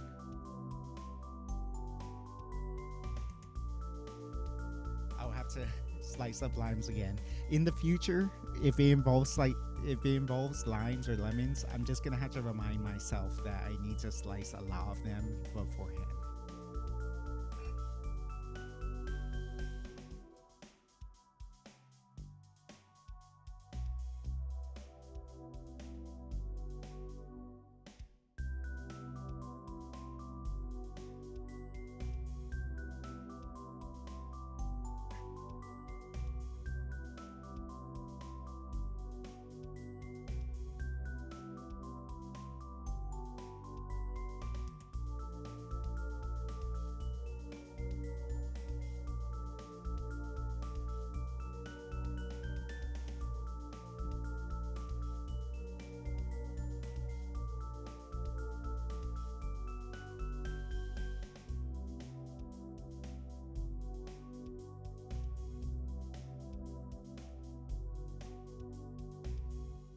It is difficult to source pineapple juice, so I will be taking it out of a can.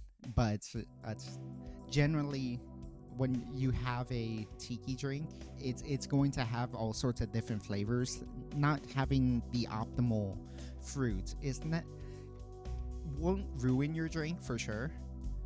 But if you want it to be the best it can possibly be, of course you would like the best ingredients you can get.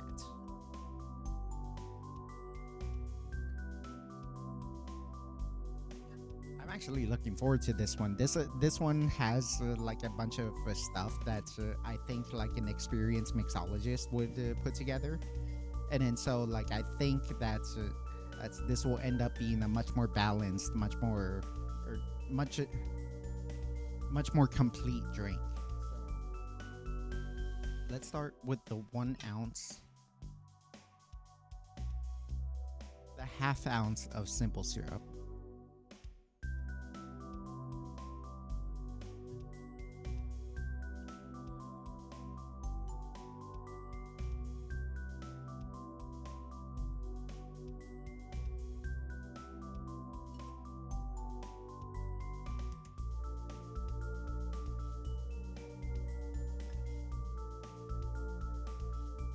The 1 ounce of lime juice.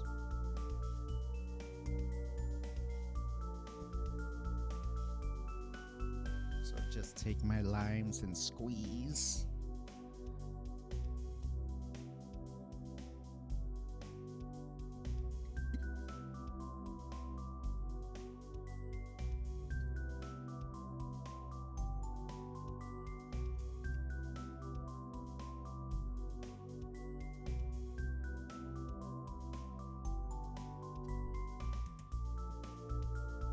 One ounce of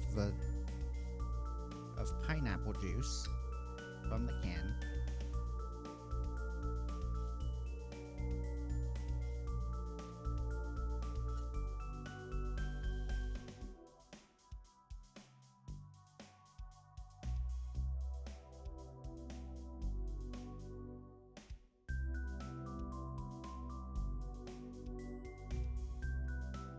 A splash of blue curacao. Usually that just means like drop it in a little bit like that.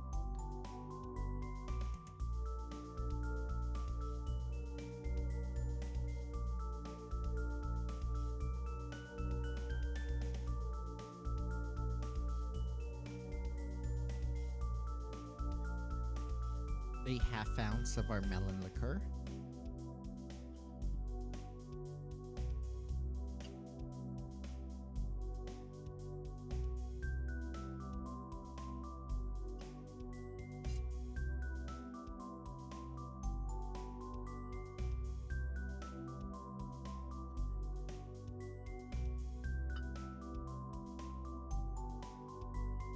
A half ounce of velvet falernum.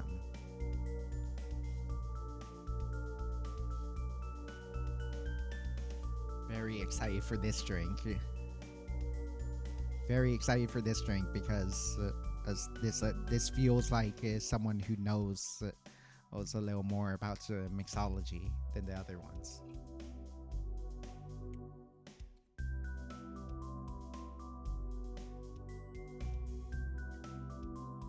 And finally, an ounce of rum.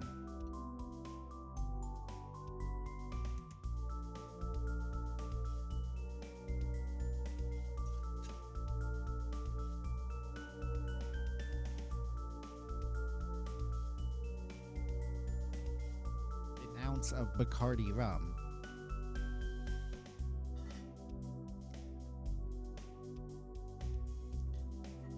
Grab some ice and shake.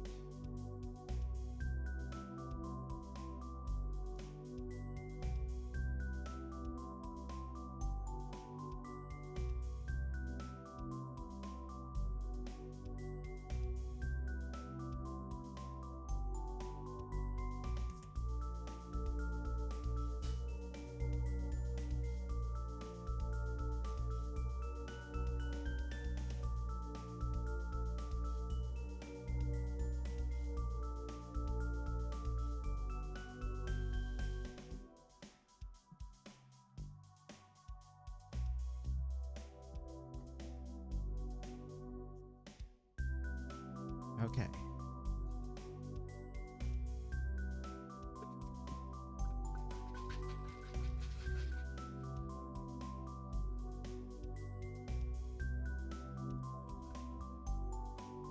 Gonna have to call it here. It's 5 a.m. Okay. Thank you for sticking around so long, T. I really appreciate you.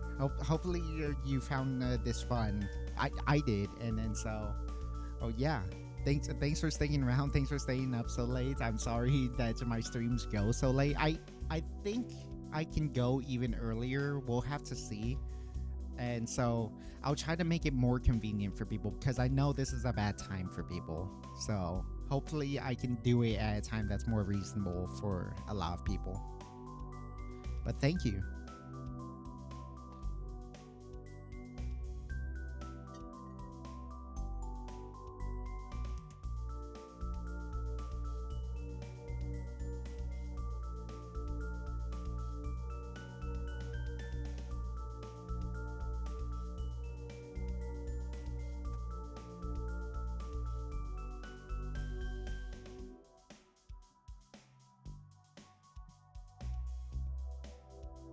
Anytime. Thank you. Thank you. I think this one wants an open pour, so I'm gonna get a taller glass and just open pour it.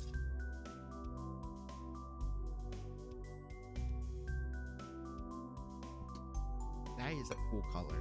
That is a very neat color. There isn't any sort of weird stuff we're adding, so like it does sort of follow through.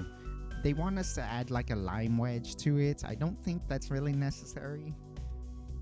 We'll see though. I can see like some garnishes being good, but I just want to rate it based on the taste alone, so.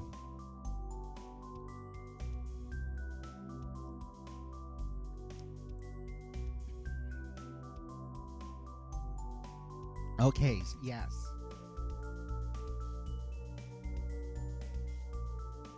Okay, that this is what I was hoping for, because this highlights the need for simple syrup in so many other of the recipes. Yeah, and it's very sweet because we're putting a lot of sweet stuff in it. We're putting velvet falernum. We're putting in we're we're putting velvet falernum. We're putting Midori. We're putting simple syrup. We're putting in the pineapple juice. This is going to be very sweet, but the simple syrup helps tie it together because all the sour elements from the velvet falernum, from the limes, is what makes this a lot more balanced, a lot more approachable, a lot more. It ties together so much better. So this is a really nice drink. It has that tiki vibe where it's like, oh yeah, it feels very much like a beach drink. It feels like you're on vacation somewhere. You're at a beach hut next to a pool in Hawaii. Like this is nice. This turned out really well. I don't think it's better than like an actual tiki drink you can get. This feels something like you would get in a restaurant that's like a little fancier than normal, but still adhering to like quotas and like not using the best things they can use. But this is a pretty well crafted cocktail. This is really thoughtfully done, and I really like this. I think that earns it a B.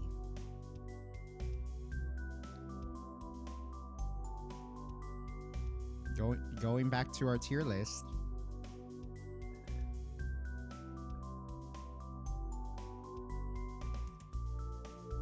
I think it earns a B. Oh, there's the ad again. It is a well-crafted drink. It is a very nice drink. It's not one of the best drinks I ever had, but it's definitely quite good. And so I can appreciate this drink a lot.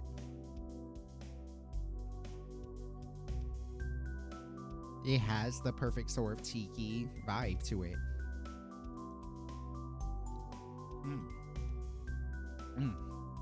Dangerously easy to drink. Very dangerously easy to drink. You could slam like 2 of these and not notice, and suddenly you're very drunk.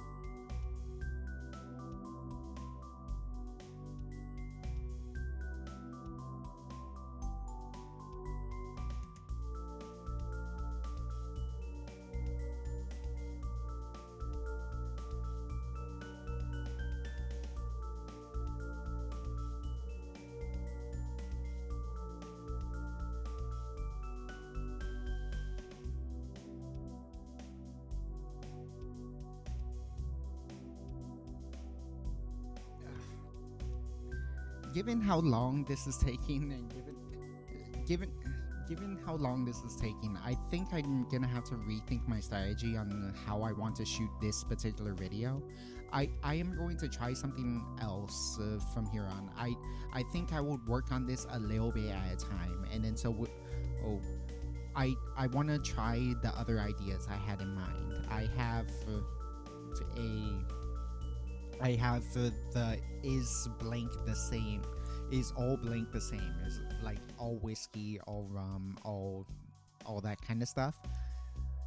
I think I will shoot those, and then if they turn out well, I will, like, if those turn out to be much faster, then we can do a few more drinks at a time, because I realize like this might go on for like 4 to 6 hours, and I'm not sure I can. I just don't have the space to do it, and like the time. So I think I'm going to end this stream here. We've created 3, 6, 9 drinks so far, so we're already a third of the way done. We will try to finish this next time, and I will try to start at an earlier time next time. So thank you all for watching, and I hope to see you again.